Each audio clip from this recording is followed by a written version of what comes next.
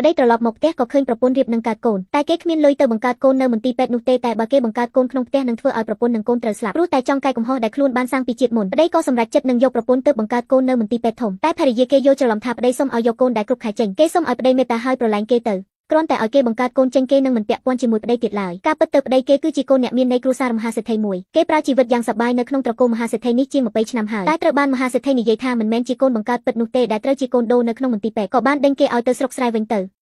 ហើយក៏បានយកកូនប្រុសបង្កើតគេពិតចូលត្រឡប់មកផ្ទះពុកម៉ែជនបត់ចង់ឲ្យកូនមានប្រពន្ធហើយចេះដឹងគេរកភរិយាមួយឲ្យគាត់តែគេគិតថានេះគឺជាភរិយាដែលម៉ែក្រីក្ររកឲ្យគេហើយលំបាកថែមព្រោះគេមិនភ្លេចពីសន្តានដែលគេកើតជាកូនអ្នកមាននោះឡើយគេក៏មកសុំអង្វរនៅមុខផ្ទះលោកមហាសេដ្ឋីជាច្រើនដងតែត្រូវបានឪពុកម្ដាយរបស់មហាសេដ្ឋីគិតថាគេមិនមែនជាកូនបង្កើតនោះឡើយគេមិនព្រមឲ្យចូលផ្ទះមួយនេះជាដាច់ខាតជាវមិញក៏ខ្លាចថាគេដណ្ដើមជីវិតរបស់ខ្លួនម្ដងទៀតគេក៏បានប្រើបាយការបើកឡានបុកសៀវសោតែឲ្យស្លាប់តាមផ្លូវទៅនៅដង្ហើមចុងក្រោយគេក៏អស់បំណងនឹងចង់ក្លាយជាកូនមហាសេដ្ឋីទៀតដែរគេបានសន្យានឹងខ្លួនឯងបានមានជាតិក្រោយមានពិតគេនឹងតបស្នងសងគុណក្រុមគ្រួសារពិតនៅស្រុកខ្សែរបស់គេឲ្យបានល្អរៀបនឹងស្លាប់តែត្រូវបានវិញ្ញាណថ្មីចូលខ្លួនវិញកើតមកជាថ្មី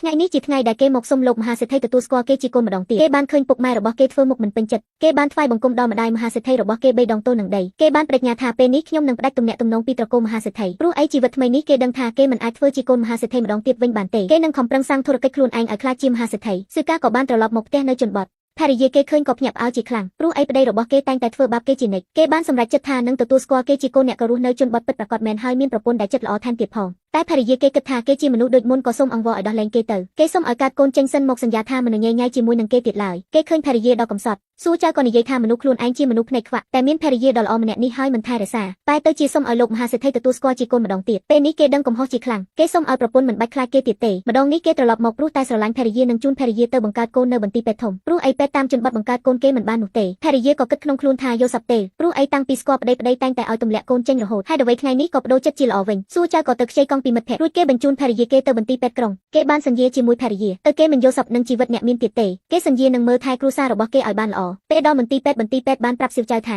ភរិយារបស់ខ្លួនបង្កើតកូនពិបាកខ្លាំងណាស់គេត្រូវរកលុយចំនួន100យ៉នដើម្បីមកបង្កើតកូនព្រោះតែចង់ឲ្យភរិយាកើតកូនបានល្អក៏សម្រេចចិត្តទៅខ្ចីលុយគេខណៈពេលនោះក៏មានអ៊ំម្នាក់ដើរចូលនៅក្នុងមន្ទីរពេទ្យដែរសៀវចៅគេឃើញទឹកភ្នែកគេក៏ហូរម៉ែមកទីនេះបានរបៀបណាកូនប្រុសមិញនេះអ្នកហៅខ្ញុំថាយ៉ាងម៉េចកូនឈប់សិនកុំទៅណាចោលម៉ែនឹងពុករបស់កូនរកលុយបានហើយម៉ែនឹងធ្វើឲ្យកូនមានជីវិតដោយល្អពួកអ្នកមកដាច់ញីអ្វីពួកអ្នកគ្មានអ្វីនោះទេមិនស្មើនឹងពុកម៉ែរបស់ខ្ញុំដែលនៅទីក្រុងទេហើយអ្វីក៏អ្នកទទួលខ្ញុំធ្វើជាកូនធ្វើអ្វីខ្ញុំជាកូនមហាសេដ្ឋីពេលនេះខ្ញុំមិនមែនជាកូនរបស់អ្នកទៀតទេតោះពួកយើងចេញទៅកូនប្រុសព្រោះឯប៉ុន្មានឆ្នាំមុនគេនៅគិតថាខ្លួនគេជាកូនមហាសេដ្ឋីហើយមិនចង់រស់នៅជាមួយអ្នកក្រជនបត់នោះឡើយតើអ្នកហៅខ្ញុំថាយ៉ាងម៉េចម៉ែកន្លងមកខ្ញុំខុសខ្លាំងណាស់កូនប្រុសប្រញាប់ងើបឡើងមកកូនប្រុសអ្នកកូនមិនបានត្រឡប់ទៅរកពុកម៉ែនៅក្រុងម៉ែពីមុនខ្ញុំមកលុយខ្ញុំលែងស្គាល់ម្ដាយបង្កើតការពិតទៅក្រុមគ្រួសារវាពិតជាសំខាន់ណាស់លុយមិនស្មើនឹងក្រុមគ្រួសារឡើយល្អណាស់កូនប្រុសមួយយូរចិត្តកើតហើយកូនកំភៃណាមិនបាច់ទៅរកលុយអីទេនេះជាលុយដែលម៉ែសន្សំទុកយូរហើយបើមិនគ្រប់ម៉ានឹងទៅរកថែមម៉ែម្សិលមិញកូនទៅរកត្រីហើយលក់ឲ្យអ្នកភូមិបានច្រើនណាស់ពេលនេះកូនចេះធ្វើការរកលុយហើយម៉ែគេបានភ្ញាក់ផ្អើលជាខ្លាំងនៅពេលដែលកូនគេចេះដឹងកំហុសហើយចេះរកលុយមិនគិតចាំតែពីទៀតដូចមុនកូនប្រុស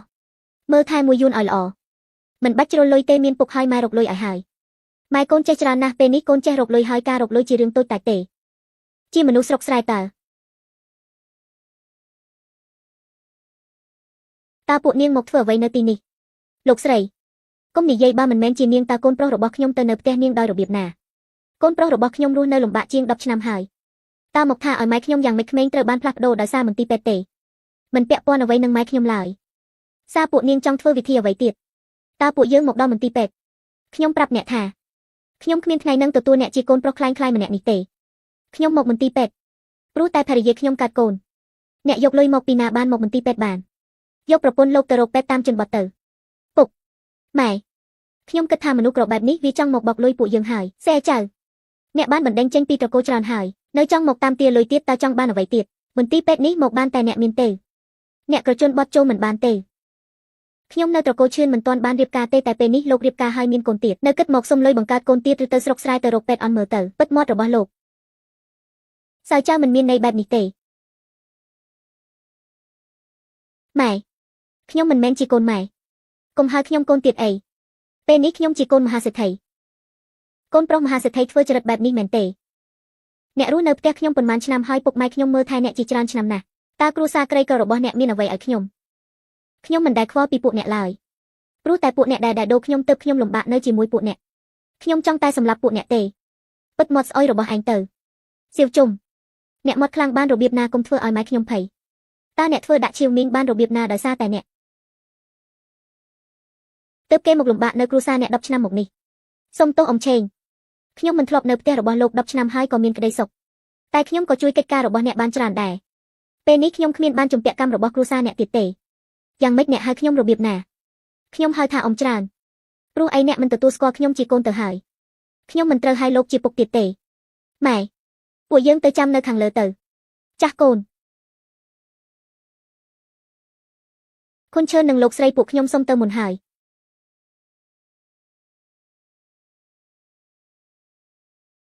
ពុកម៉ែខ្ញុំទ្រាំលែងបានហើយ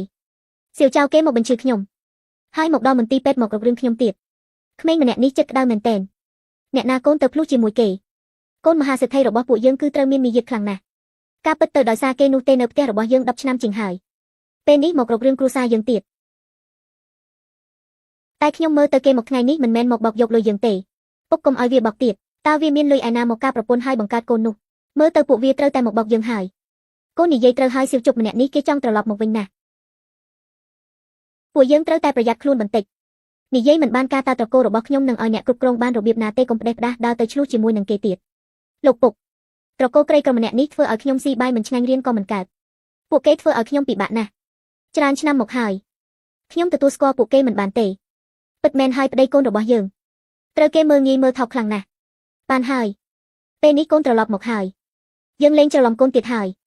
អ្វីទាំងអស់ពុកនឹងប្រគល់ឲ្យកូនអរគុណណាស់ពុក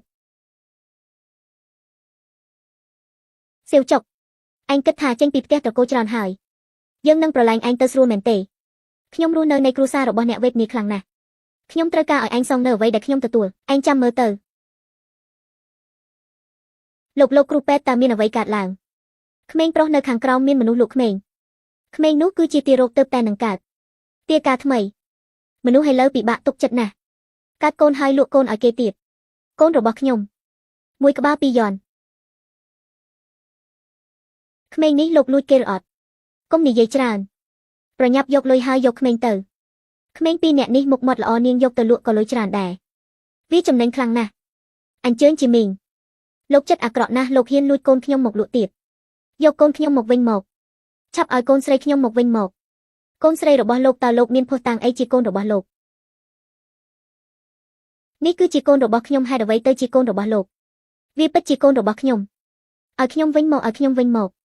ពួកគេដណ្ដើមក្មេងហើយអ្នកទាំងអស់គ្នាមើលពួកគេដណ្ដើមក្មេងហើយសៀវចៅអ្នកឈួតមែនទេនៅកណ្ដាលថ្ងៃហ៊ានដណ្ដើមកូនអ្នកផ្សេង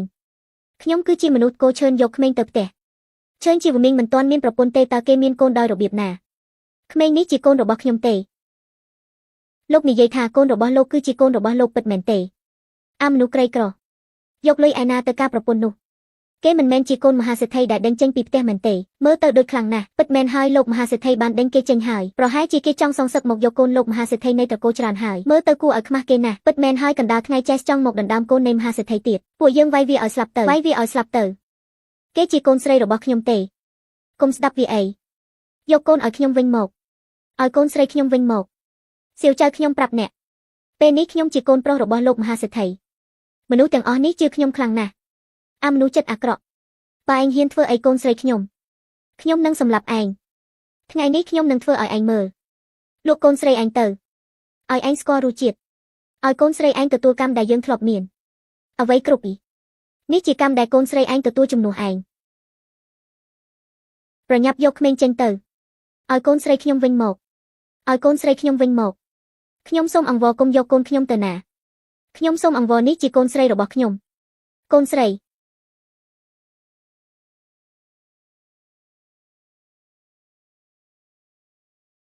កុំខ្លាចអីពុកនឹងទៅជួយឯងមិនឲ្យឯងទៅណាឆ្ងាយពីពុកទេឈប់ឥឡូវនេះលោកគ្រូពេទ្យខ្ញុំសូមអង្វរជួយចៅស្រីរបស់ខ្ញុំផងលោកគ្រូពេទ្យឈ្មោះសៀវចុកគេចង់យកកូនខ្ញុំទៅលោកនិយាយអីឈួតនឹងនេះគឺជាកូនរបស់លោកប្រុសខ្ញុំលោកប្រុសទៅណាហើយអ្នកទាំងអស់គ្នាក្មេងពីរនាក់នេះត្រូវបានគេលួចចេញពីបន្ទប់សម្អាតវាពិតជាត្រឹមត្រូវហើយនេះគឺជាសៀវចុកនិងកូនស្រីរបស់គេម្នាក់ទៀតយើងចាប់គេបានហើយបញ្ជូនមនុស្សលក់ក្មេងម្នាក់នេះចូលគុកទៅមន្ទីរពេទ្យរបស់ខ្ញុំមិនត្រូវមានក្មេងតែបាត់ខ្លួនទៀតទេពួកអ្នកទាំងអស់គ្នាប្រញាប់ត្រឡប់ទៅផ្ទះវិញទៅម៉ែខាងក្រៅរងាណាស់យកក្មេងទៅក្នុងសិនទៅខ្ញុំមានរឿងធ្វើបន្តិចទៀតបងប្រុសមនុស្សដែលលួចកូនរបស់បងគេរត់ទៅកន្លែងចតឡានហើយអរគុណខ្ញុំមិនព្រមឡើយសៀចុកវាសំណាងល្អណាស់ថ្ងៃមុខខ្ញុំនឹងយកកូនស្រីរបស់វាទៅលក់នៅលើភ្នំឲ្យវារកមិនឃើញរាប់ឆ្នាំអាចឈួតចុះពីឡានមកចុះមកឯងប្រញាប់ចុះមកមិនចុះពីណាមានទេល្អណាស់លោកចង់ធ្វើអ្វីមិនចុះពីឡានឬឯងឈួតមែនទេសៀវចុកមិនព្រមចុះពីឡានអាចឈួតឯងហ៊ានណាស់ដែលហ៊ានយកកូនស្រីរបស់ខ្ញុំលោកឯងស្លាប់ទៅអាមនោះឈួតហាហាហាហាសៀវចុកលោកចប់គ្រប់យ៉ាងហើយម៉ែរបស់ខ្ញុំមិនប្រឡែងលោកទេពេលនេះគេខ្វល់ពីខ្ញុំខ្លាំងណាស់លោកហ៊ានខ្លាំងណាស់ដែលហ៊ានវាយខ្ញុំរស់នៅក្នុងត្រកូលឈើស្លាប់ទៅឯងខ្ញុំមិនខ្វល់ឯងនៅទីណាទេខ្ញុំវាយគឺនៅវាយហើយឈប់ឥឡូវនេះសៀវចុកលោកចង់ធ្វើអ្វីលោកចង់វាយគេឲ្យស្លាប់មែនទេគេចង់លក់កូនស្រីរបស់ខ្ញុំតែពេលនេះគេមិនទាន់លក់ឡើយតើលោកធ្វើបែបនេះដោយរបៀបណាខ្ញុំគ្រាន់តែមិនចង់ឲ្យកូនស្រីរបស់ខ្ញុំត្រូវជួបរឿងខូចចិត្តដូចខ្ញុំហើយនឹងមីងឈើនេះទេអ្វីដែលខ្ញុំធ្លាប់ជួបអ្នកមិនធ្លាប់ជួបទេបែបនេះកូនស្រីរបស់អ្នកត្រូវទទួលកម្មរបស់អ្នកហ៊ាននិយាយម្ដងទៀតមើលទុកចង់ធ្វើអ្វីចង់វាយគេមកវាយខ្ញុំមកសៀវមីងគេលំបាករាប់ឆ្នាំហើយគេនិយាយខ្លាំងមិនបានទេនិយាយខ្លាំងនេះជាការជួញដូរមនុស្សវាជាអំពើខុសច្បាប់បានហើយរឿងនេះហាមនិយាយទៀតអ្នកបានទទួលកូនស្រីរបស់អ្នកហើយរឿងនេះគឺវាចាប់ត្រឹមនេះទៅបានហើយពួកអ្នកទាំងអស់គ្នាមិនមែនជាបងប្អូនខ្ញុំទេការធ្វើជាមនុស្សត្រូវមានសីលធម៌ឬអត់អ្នកនៅចាំបានទេថាពួកយើងប្រដៅអ្វីទៅអ្នកព្រោះអីលោកពីមុនចង់តែបានលុយតែប៉ុណ្ណោះម៉ែនេះជាអំពើហិង្សាពួកយើងប្រឡែងគេទៅមិនបានទេឲ្យគេជាប់គុកទៅជាប់គុកមួយជីវិតទៅគ្រួសារដែលមានបំផុតបែរជាកញ្ញូចំពោះកូនប្រុសម្នាក់នេះវាពិតជាអយុត្តិធម៌ណាស់ពួកអ្នកត្រកូលឈើត្រូវចប់ហើយកុំនិយាយច្រើនអ្នកហូបបាយនៅផ្ទះយើងប្រមាណ20ឆ្នាំមកហើយឯងជានិយាយដាក់ពួកយើងបែបនេះទៀតម៉ែវាស៊ីបាយផ្ទះយើងហើយរមើលគុណនិយាយដាក់យើងបែបនេះទៀតយើងនៅបំបាក់ជើងឯងសៀវចុកចាំឲ្យខ្ញុំបាត់ឈឺសិនយើងនឹងយកកូនស្រីឯងទៅលក់ទៀតច្រើនជាវមីងបងសម្លាញ់កុំហាមកូនឡើយកូនប្រុសគេគ្រាន់តែខឹងប៉ុណ្ណោះពួកអ្នកមានពេលនេះនិយាយលែងដឹងអីហើយបើញ៉ៃញ៉ៃជាមួយគ្រួសារខ្ញុំទៀតអ្នកដែលជាប់គុកគឺកូនប្រុសរបស់អ្នកនេះជាការតបស្នងសងគុណនៃគ្រួសាររបស់យើងឯងមិនខ្លាចធ្លាក់នរកទេព្រោះឯងមនុស្សនៅក្នុងគ្រួសារឈើលោកពុកហេតុអ្វីជួយវាធ្វើអ្វីបានហើយបើមិនមែនវាតើខ្ញុំមករងកម្ម25ឆ្នាំរអត់សៀវជប់រឿងនេះខ្ញុំបានចាប់ការរួចរាល់អស់ហើយទៅមិនបាច់និយាយវាទៀតឡើយអ្នកនិងកូនប្រុសរបស់ខ្ញុំឆ្លោះគ្នាក៏ពាក់ព័ន្ធជាមួយនឹងក្រុមគ្រួសារលោកដែរលោកខ្លាចគ្រួសារខ្ញុំដែរខ្ញុំមិនបានខ្លាចទេត្រកូលសៀមកពីជនបទខ្ញុំមិនទៅថាអីទេពិតមែនហើយខ្ញុំមកពីជនបទតែខ្ញុំសូមឲ្យកូនប្រុសរបស់លោកកុំមានគំនិតចាប់កូនស្រីខ្ញុំយកទៅលក់ទៀតព្រោះខ្ញុំក្រក៏ខ្ញុំមិនឲ្យអ្នកណាទាំងអស់មកប៉ះពាល់ក្រុមគ្រួសារខ្ញុំបានឡើយមើលថែខ្លួនឯងឲ្យបានល្អណាស់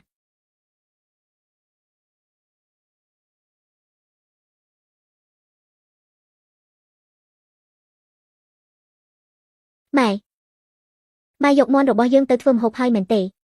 គ្រាន់តែមាន់មួយវាទៅសំខាន់ជាងកូនប្រុសហើយនិងកូនស្រីរបស់ខ្ញុំដែររបៀបណាហូបច្រើនទៅនឹងមានកម្លាំងកូន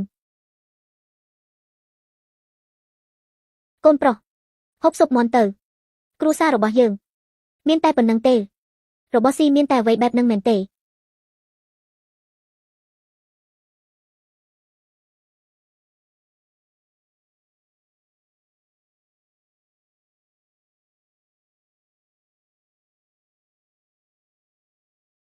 កូនប្រុសរបស់ទាំងនេះម៉ែអាចហូបបានឬក៏ម៉ែធ្វើអត់ឆ្ងាញ់ចាំមើលថ្ងៃមុខម៉ែនឹងខំធ្វើម្ហូបឲ្យឆ្ងាញ់កូនហូបទៀត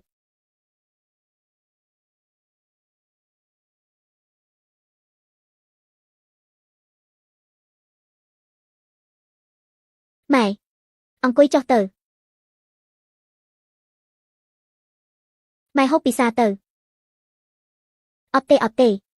ម៉ែអត់ចូលចិត្តហូបសាច់ម៉ែស្គមខ្លាំងណាស់ម៉ែជាម៉ែដែលកូនស្រឡាញ់ម៉ែជាកម្លាំងចិត្តនៃកូនផ្ទះយើងអត់ម៉ែអត់កើតទេកូនប្រុសម៉ែអត់ហូបសាច់កើតទេម៉ែហាក់ភ្លក់សិនទៅម៉ែស្ដាប់សៀវចុកទៅបើម៉ែសុខភាពល្អទៅពួកយើងសប្បាយចិត្តណាស់ម៉ែព្រោះតាំងពីគេយកទៅចុកមកចិញ្ចឹមម្ដងទៀតនាងមិនដែលបានហូបរបស់ឆ្ងាញ់បែបនេះទេ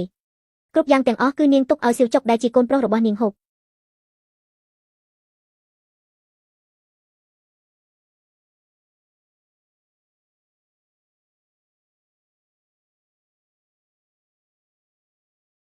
ម៉ែទៅម៉ែកើតអ្វីនឹងកូនប្រុសមាន់នេះឆ្ងាញ់ខ្លាំងណាស់កូនម៉ែឆ្ងាញ់ក៏ហូបឲ្យច្រើនទៅកូននឹងទៅរកលុយឲ្យបានច្រើនឲ្យម៉ែបានហូបឆ្ងាញ់ជារៀងរាល់ថ្ងៃល្អណាស់កូន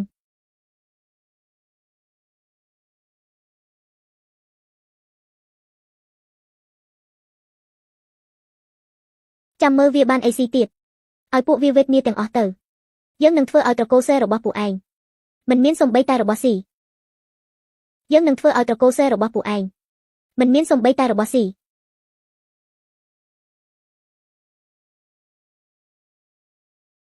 ឈើជាវមីង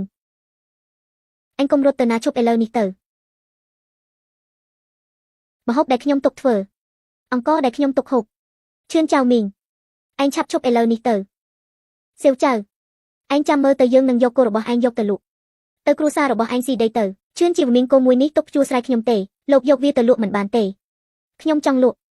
នេះគឺជាក្រុមគ្រួសាររបស់អ្នកជាប់បំណុលរបស់ខ្ញុំអាហាររបស់ខ្ញុំពួកគេបំផ្លាញអស់ហើយឬក៏ចង់យកជីវិតខ្ញុំមែនទេគ្រួសារខ្ញុំជំពាក់កម្មអ្វីលោកខ្ញុំរស់នៅក្នុងគ្រួសារនេះច្រើនឆ្នាំហើយរហូតដល់ខ្ញុំស្គមថ្នាក់នេះហើយលោកទើបតែត្រឡប់មកបានហូបស៊ុបមាន់ហើយហេតុអ្វីក៏ខ្ញុំធ្វើមិនបានលោកក៏មកពីជនបទដូចគ្នាដែរយើងធ្វើការហត់ខ្លាំងណាស់រាល់ថ្ងៃលោកគួរតែយល់ហើយខ្ញុំមិនមែនជាមនុស្សក្រដូចអ្នកទេលោកដឹងអត់ថាបន្លែទាំងអស់នេះវាមានតម្លៃខ្លាំងណាស់សម្រាប់ខ្ញុំបែបនេះលោកត្រូវស៊ីវាឲ្យអស់លោកស៊ីវាឲ្យអស់ទៅសៀវចៅពេលនេះយើងខឹងហើយខ្ញុំនឹងឲ្យពុកម៉ែរបស់ខ្ញុំសម្លាប់លោកកុំយកពុកម៉ែមកបំផ្លាញខ្ញុំមិនដែលខ្លាចពួកគេនោះឡើយឯងកុំភ្លេចថាយើងក៏ជាអ្នកត្រកូលឈើដូចឯងដែរឯងត្រូវស៊ីវាឲ្យអស់ទៅស៊ីវាអស់ទៅឯងត្រូវស៊ីវាឲ្យអស់ទៅស៊ីវាអស់ទៅកូនប្រុសសៀវចៅប្រឡែងកូនយើងភ្លាមមិនប្រឡែងទេសៀវចៅពីមុនយើងទុកឱកាសឲ្យឯងណាស់តែពេលនេះយើងអត់ទ្រាំជាមួយនឹងឯងលេងបានហើយលោកអ៊ំចាំមើលទៅថាថ្ងៃនេះអ្នកណាជាអ្នកទទួលបានកម្មលោកឈើនេះគ្រាន់តែជាការយល់ច្រឡំទេក្មេងវាកំពុងតែសប្បាយទេតើវាលេងរបៀបនេះមែនទេកូននោះប្រុសរបស់នាងធ្វើបាបកូនខ្ញុំដល់ថ្នាក់នេះហើយតើនាងភ្នែកខ្មាក់មែនទេកូនប្រុសរបស់អ្នកបំផ្លាញអង្គខ្ញុំបំផ្លាញអាហារខ្ញុំនឹងធ្វើឲ្យបន្លែខ្ញុំខ្ទេចទៀតឯងកុំនិយាយច្រើនឆាប់ប្រឡែងកូនប្រុសយើងឥឡូវនេះទៅសៀវជប់ប្រឡែងជើងមីងទៅខ្ញុំនឹងនិយាយជាមួយអ្នកកូនប្រុសប្រឡែងគេសិនទៅពួកយើងនឹងគេសុទ្ធតែគ្រួសារតែមួយទេតាមនឹងទៅអង្គនឹងបន្លែយើងអាចរកបានថែមវិញទេបើវាអស់ហើយចាំរកថែមទៀតទៅអ្នកណាថាកូនជាមីងយើងជាក្រុមគ្រួសារនាងកូនប្រុសខ្ញុំវាទៅជាបែបនេះក៏ព្រោះតែនាងមើលថែវាពីទូចមិនបានល្អចុះអ្នកនាងលោកប្រុសឈើនក្រុមគ្រួសារខ្ញុំមិនបានបង្រៀនគេបែបនេះទេចាំខ្ញុំសុំទោសសៀវមានខ្លួនឯងម៉ែពួកយើងមិនបាច់សុំទោសគេទេព្រោះយើងមិនខុសអ្វីឡើយឬក៏ខ្ញុំនិយាយខុសបើនាងមិនប្រដៅកូនខ្ញុំពីទូចឲ្យបានល្អហេតុអ្វីក៏គេមកខឹងគ្រួសារនាងបែបនេះដោយរបៀបណាតែខ្ញុំក៏ប្រឹងប្រែងទាំងអស់ដែរព្រោះអីមើលថែកូនប្រុសម្នាក់នេះផ្ទះខ្ញុំមានរបស់ល្អតែងតែឲ្យគេហូបយើងក៏ប្រឹងប្រែងអស់ពីចិត្តហើយពួកអាស្រ័យពួកអាកតាំងល្ងងទាំងបោកធ្វើឲ្យកូនប្រុសរបស់ខ្ញុំបាត់ខ្លួនរយៈពេល25ឆ្នាំអនាគតទាំងអស់ទោះពួកនាងចង់លក់ផ្ទះមួយនេះក៏សងបំណុលនៃការបាត់ខ្លួនកូនប្រុសខ្ញុំ25ឆ្នាំមករួចទេលោកស្រីកុំធ្វើបែបនេះអីម៉ែពួកយើងមិនដែលធ្វើឲ្យសៀវមីងលំបាកទេពួកយើងមិនមានអ្វីត្រូវខ្មាស់គេទេមិនបាច់ទៅនិយាយច្រើនចំពោះគេទេសៀវចុក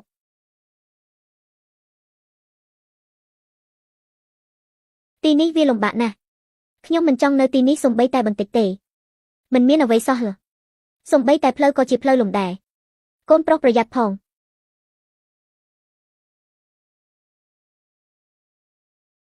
កូនប្រុស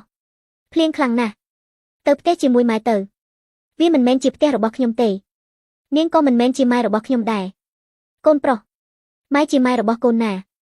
កូនត្រឡប់ទៅផ្ទះទៅប្រញាប់ទៅផ្ទះណាកូនភ្លៀងខ្លាំងហើយកុំនៅផឹកទៀតអីកូនប្រុសម៉ែវាគឺជាចប់ដែលគេវាយកូនម៉ែកុំរត់មកបាំងកូនណា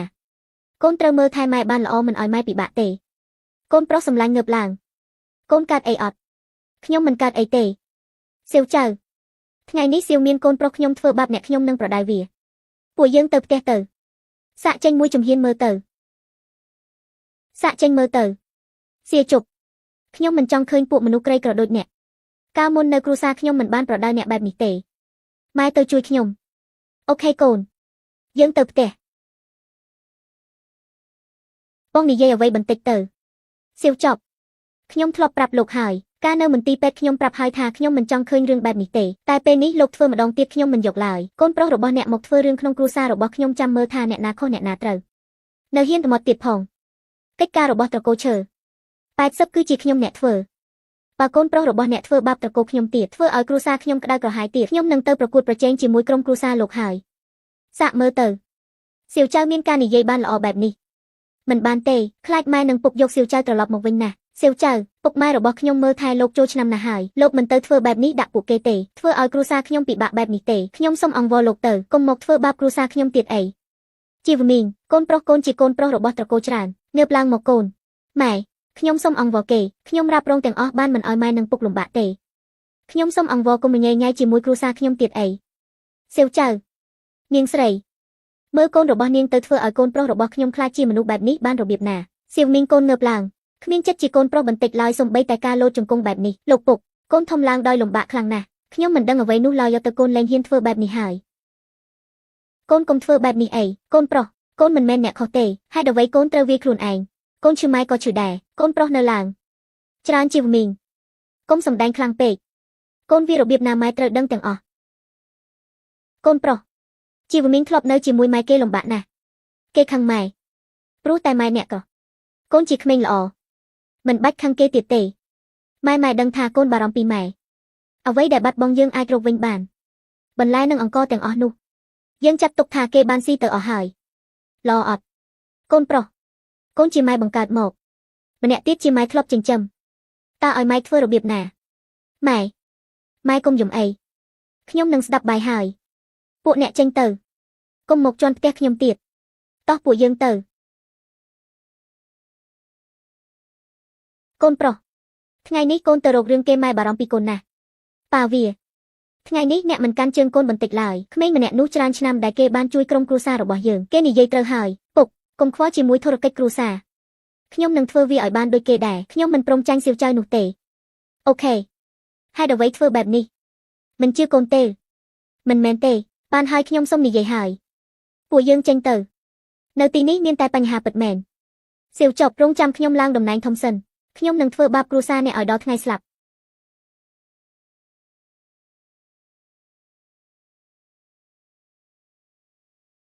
អូនសម្លាញ់អូនកូនខ្ចីណាស់ត្រូវរក្សាខ្លួនឲ្យបានល្អចាំបងអ្នកធ្វើខ្លួនឯងវិញបងចៅខ្ញុំពិតជាសោកស្ដាយណាស់អង្គរហើយពងមាន់នេះម៉ែគម្រប់ជាច្រើនឆ្នាំណាស់ទម្រាំតែបានពេលនេះវាត្រូវខ្ទេចហើយអូនមិនបាច់ភ័យទេបងនឹងរកវាមកវិញឲ្យបានតោះទៅសម្រាកទៅម៉ែខ្ញុំបដិញ្ញាថាខ្ញុំនឹងធ្វើចំនួនធំខ្ញុំមិនព្រមឲ្យអ្នកទាំងអស់គ្នាលំបាកទៅទៀតទេក្នុងសម័យនេះលុយរកពិបាកណាស់ប៉ុន្មានឆ្នាំនេះម៉ែសន្សំលុយបានមកយកទៅម៉ែខ្ញុំមិនត្រូវការលុយម៉ែទេខ្ញុំមានចិត្តអំណត់ខ្ញុំនឹងទៅរកលុយឲ្យបានម៉ែគ្រាន់តែនៅចាំផ្ទះមើលកូនជោគជ័យទៅគេបានខំប្រឹងប្រែងដើម្បីរកលុយនិងបំរុងគ្រួសាររបស់គេឲ្យមានឡើងវិញគេខំទៅរកត្រីដើម្បីយកទៅលក់ឯប្រពន្ធរបស់គេខំដាំបន្លែដើម្បីយកលក់សៀវជប់មួយព្រឹកហើយបងនឹងចាប់បានត្រីរអត់បានច្រើនណាស់អូនសម្លាញ់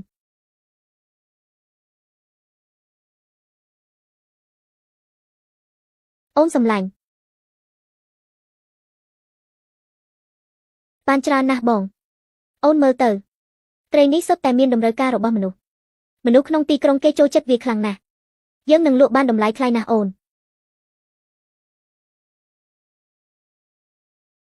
សៀតចប់បងចេះខ្លាំងណាស់អូនសម្លាញ់ត្រីទាំងអស់នេះចាំបងធ្វើស៊ុបឲ្យអូនញ៉ាំណាពិតមែនទេបងខ្ញុំមិនដែលហូបស៊ុបត្រីទាំងយូរហើយទៅផ្ទះរបស់យើងនឹងមានរបស់ហូបរាល់ថ្ងៃហើយអូនមិនបាច់ខ្លាចទេតោះយើងទៅផ្ទះសិនវាមិនមែនជាមនុស្សដែលលោកមហាសេដ្ឋីដេញចេញពីផ្ទះឬវាពិតជាគួរឲ្យខ្មាស់គេខ្លាំងណាស់រាល់ថ្ងៃឃើញតែមកចាប់ត្រីហើយនៅថោកគ្នាកណ្ដាលថ្ងៃទៀតមិនចេះខ្មាស់គេឡើយភរិយារបស់គេសង្ស័យបើគេមិនចេះរកស៊ីមានប្តីទៀតហើយអូបងនៅត្រកូលសួនគេប្រាប់ថាបើយើងទៅរករឿងត្រកូលស៊ីគេនឹងឲ្យលុយរង្វាន់ជាច្រើនណាស់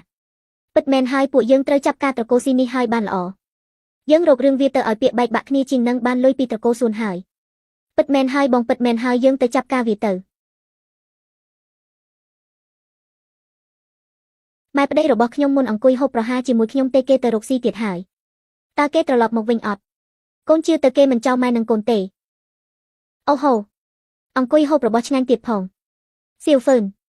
កូនប្រុសរបស់នាងគេទៅទីក្រុងសុំលោកមហាសេដ្ឋីធ្វើកូនវិញហើយអ្នកនៅមានអារម្មណ៍អង្គុយស៊ីបាយទៀតពិតមែនហើយនាងគឺជាភរិយារបស់សៀជប់មែនទេអូពិតមែនហើយគួរអាណិតណាស់ទើបតែកើតកូនខ្លាចជាមេម៉ាយទៅហើយគួរអាណិតណាស់កុំនិយាយអត់បានការចេញពីផ្ទះខ្ញុំឥឡូវនេះឯងគួរគិតមើលទៅផ្ទះនៅទីនេះគ្មានអ្នកណាគេចង់រៀបការធ្វើជាកូនប្រសារនោះទេពិតមែនហើយទៅតាមអូនទៅអ៊ំនឹងរកប្តីឲ្យនាងបានល្អគុំក្របែបនេះទៀតអ្នកណាហ៊ានឲ្យកូនប្រសាររបស់ខ្ញុំការប្តីមួយទៀតចេញពីផ្ទះខ្ញុំទៅ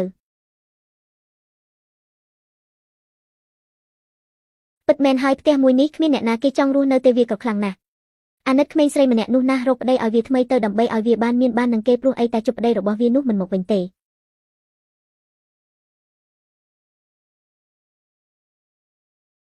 ម៉ែខ្ញុំមិនទៅណាចោលម៉ែទេមិនថាលំបាកយ៉ាងណាក៏ខ្ញុំមិនរត់ចោលមែនដែរម៉ែប្រពន្ធសម្លាញ់ឱកាសត្រជាក់បែបនេះហេតុអ្វីចាំខ្ញុំខាងក្រៅសៀវចុកទីបំផុតបងត្រឡប់មកវិញហើយខ្ញុំនឹងម៉ែរងចាំបងយូរហើយម៉ែ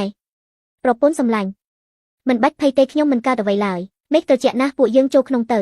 កូនប្រុសអ្នកផ្ទះឈើគេអត់មានវាយកូនទេម៉ែខ្ញុំមិនដែលទៅផ្ទះនឹងទេពិតអត់កូនពីមុនខ្ញុំមិនយល់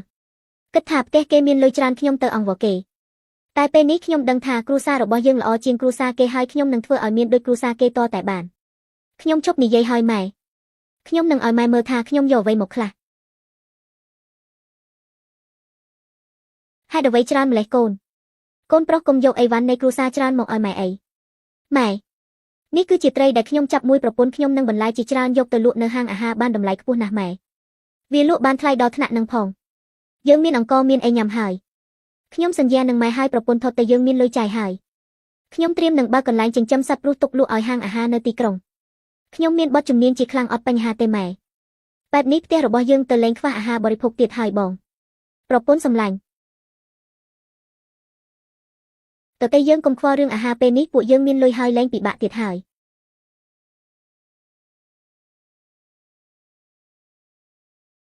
បងប្រុសនៅកន្លែងចិញ្ចឹមសត្វរបស់ខ្ញុំចិត្តដួលរំហើយហេតុអ្វីបងចូលរួមមកធ្វើអ្វីមិនបាច់ភ័យទេព្រោះខ្ញុំមានបទជំនាញច្រើនណាស់យើងសង្ឃឹមថាការចូលរួមមួយនេះពួកយើងនឹងមានទាំងអស់គ្នាអូខេបងថ្លៃចាំមួយផ្លែតណា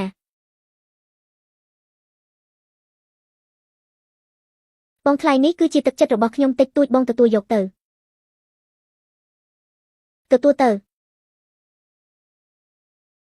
អូនសម្លាញ់បងនឹងគេប្រញាប់ទៅមើលកន្លែងចិញ្ចឹមសត្វបន្តិចអូនត្រឡប់ទៅផ្ទះមុនទៅចាស់ប្តី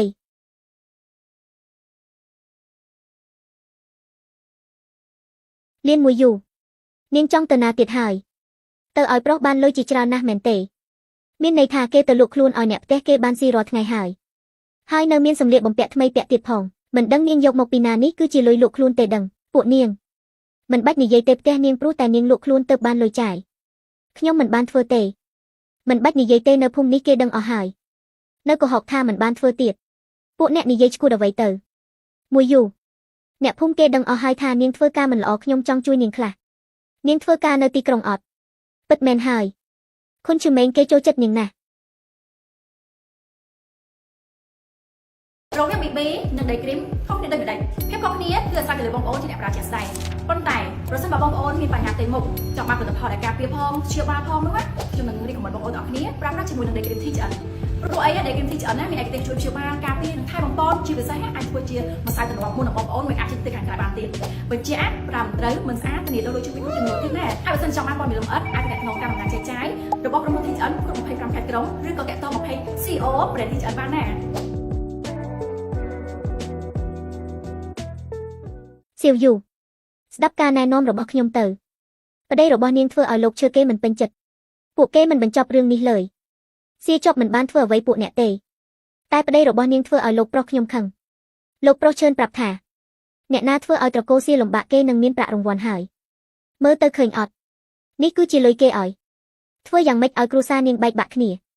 ឯងត្រូវស្ដាប់បងណាទៅកន្លែងក្លឹបរបស់គេក្នុងក្រុងទៅជាអ្នករំនាងនៅបានលុយជាច្រើនដែលនៅក្នុងទីនេះផងតើពួកនាងកំពុងតែនិយាយអ្វីពិតមកទៅវាយគេស៊ីបតែគេមីនតើពួកអ្នកនិយាយអ្វីឈួតនឹងពួកនាងចង់ទៅរំស្រាតមែនទេចាំខ្ញុំយកពួកនាងទៅខ្លួនឯងវិញតោះយើងរត់ទៅនៅមិនបានទេអូនសំឡាញ់ឲ្យបងសុំទោសណាព្រោះតែបងធ្វើឲ្យអូនលំបាកមិនមែនការខុសរបស់បងទេព្រោះតែជាវមីងលក់និយាយកំហួចដាក់ពួកយើងបងខុនស៊ីមីងមួយនេះគឺជាមនុស្សដែលចូលចិត្តរករឿងគេណាស់ខ្ញុំនឹងធ្វើឲ្យវាខ្លាចខ្ញុំហើយនិយាយប្រាប់អ្នកភូមិថាវាគឺជាមនុស្សអាក្រក់មិនឲ្យកាន់ជើងវាទៀតទេប្រពន្ធសំឡាញ់បងធ្វើឲ្យអូនលំបាកហើយអូនមិនបាច់ភ័យទេបងមានវិធីចាប់ការពួកវាបានហើយបងមិនបាច់ខ្លាចទេអ្នកដែលនិយាយពីរឿងបងហើយស្ដាប់តាមលោកឈឿនម្នាក់នោះពេលនេះខ្ញុំដេញវាចេញអស់ហើយអរគុណណាស់ប្អូនប្រុសមួយយូនាងនៅទីណាខ្ញុំចេញមើលមួយផ្លែតអូនការពារខ្លួនផងចាស់បងមួយយូសុំទោសណាពួកយើងខុសហើយម៉ូយ៉ូឯងមើលទៅស្វាមីរបស់អ៊ំក៏វាយអ៊ំដែរអូនសុំអភ័យទោសដល់ឯងផងពួកបងកុំធ្វើបែបនេះងើបឈរឡើងទៅគឺដោយសារខ្ញុំឈួតទៅជឿលើការនិយាយរបស់សៀវមិញធ្វើអីគិតលើនាងខុសចាំខ្ញុំឲ្យលុយទៅនាងគឺជាលុយដែលខ្ញុំសុំទោសនាងបានឬអត់ខ្ញុំមិនត្រូវការលុយទេនាងមិនទទួលលុយគឺមិនអភ័យទោសឲ្យយើងមែនទេបែបនេះនាងហូបចេកនឹងទៅខ្ញុំទិញមកពីក្រុងខ្ញុំមិនហ៊ានហូបទេវាផ្អែមហើយឆ្ងាញ់ណាស់ពិតមែនហើយនេះគឺជារបស់ក្នុងក្រុងដែលគេហូបជាច្រើនណាស់បែបនេះខ្ញុំសុំភ្លក់បន្តិចសិនចេកហូបមិនបានទេថាកើតអ្វីទៅសេចៅអូនដូចជាត្រូវឆ្នាំអូនសម្លាញ់បងនឹងជូនអូនទៅមន្ទីរពេទ្យមិនទាន់ឲ្យអូនដកដង្ហើមមិនរួចទេចង់ពិបាកដកដង្ហើមណាស់បងមិនបាច់ភ័យអ្វីទៀតទេតែបងត្រូវសន្យាជាមួយខ្ញុំមិនបាច់តស៊ូជាមួយនឹងត្រកូលឈឿនទៀតទេអូនសម្លាញ់គេបានស្រមៃដឹងមុនអូនសម្លាញ់ក្នុងខ្លួនអ្នកទាំងពីរមានចិត្តល្អខ្លាំងណាស់បែបនេះនាងស៊ីសិនទៅតិចខ្លាយខ្លាំងណាស់ពួកយើងមិនហ៊ានហូបទេមិនហ៊ានស៊ីក៏ស៊ីមិនបានឬក៏មានពីរមិនមានទេអ្នកណាបញ្ជានាងមកខ្ញុំស្គាល់ពេលសន្តានចិត្តនាងពីរអ្នកនេះណាស់តើនាងទៅទិញឯណាចេកដែលថ្លៃប៉ុននេះនោះ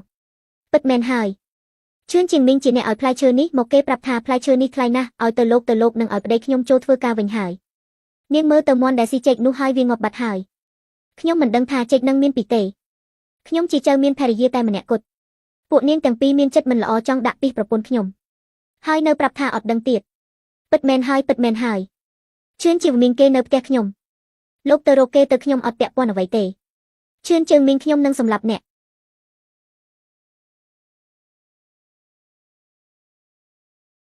នៅជាមួយខ្ញុំសប្បាយអត់សប្បាយណាស់ទៅខ្ញុំនឹងយកពួកអ្នកទាំងអស់គ្នាចូលទៅទីក្រុងហូបរបស់ល្អហើយជិះឡានល្អតិចអូតែលទៀតផងល្អខ្លាំងណាស់បងល្អណាស់ចាំងជៀនបាត់លោកប្រុសរឿងខ្ញុំឲ្យធ្វើចាប់ការយ៉ាងម៉េចហើយលោកប្រុសជាទឹកចិត្តចុះការងារដែលខ្ញុំធ្វើគឺនឹងជោគជ័យហើយល្អណាស់អរគុណណាស់លោកប្រុសអ្នកណាទៅរករឿងត្រកូលសែខ្ញុំនឹងឲ្យលុយអ្នកនោះចាយរហូត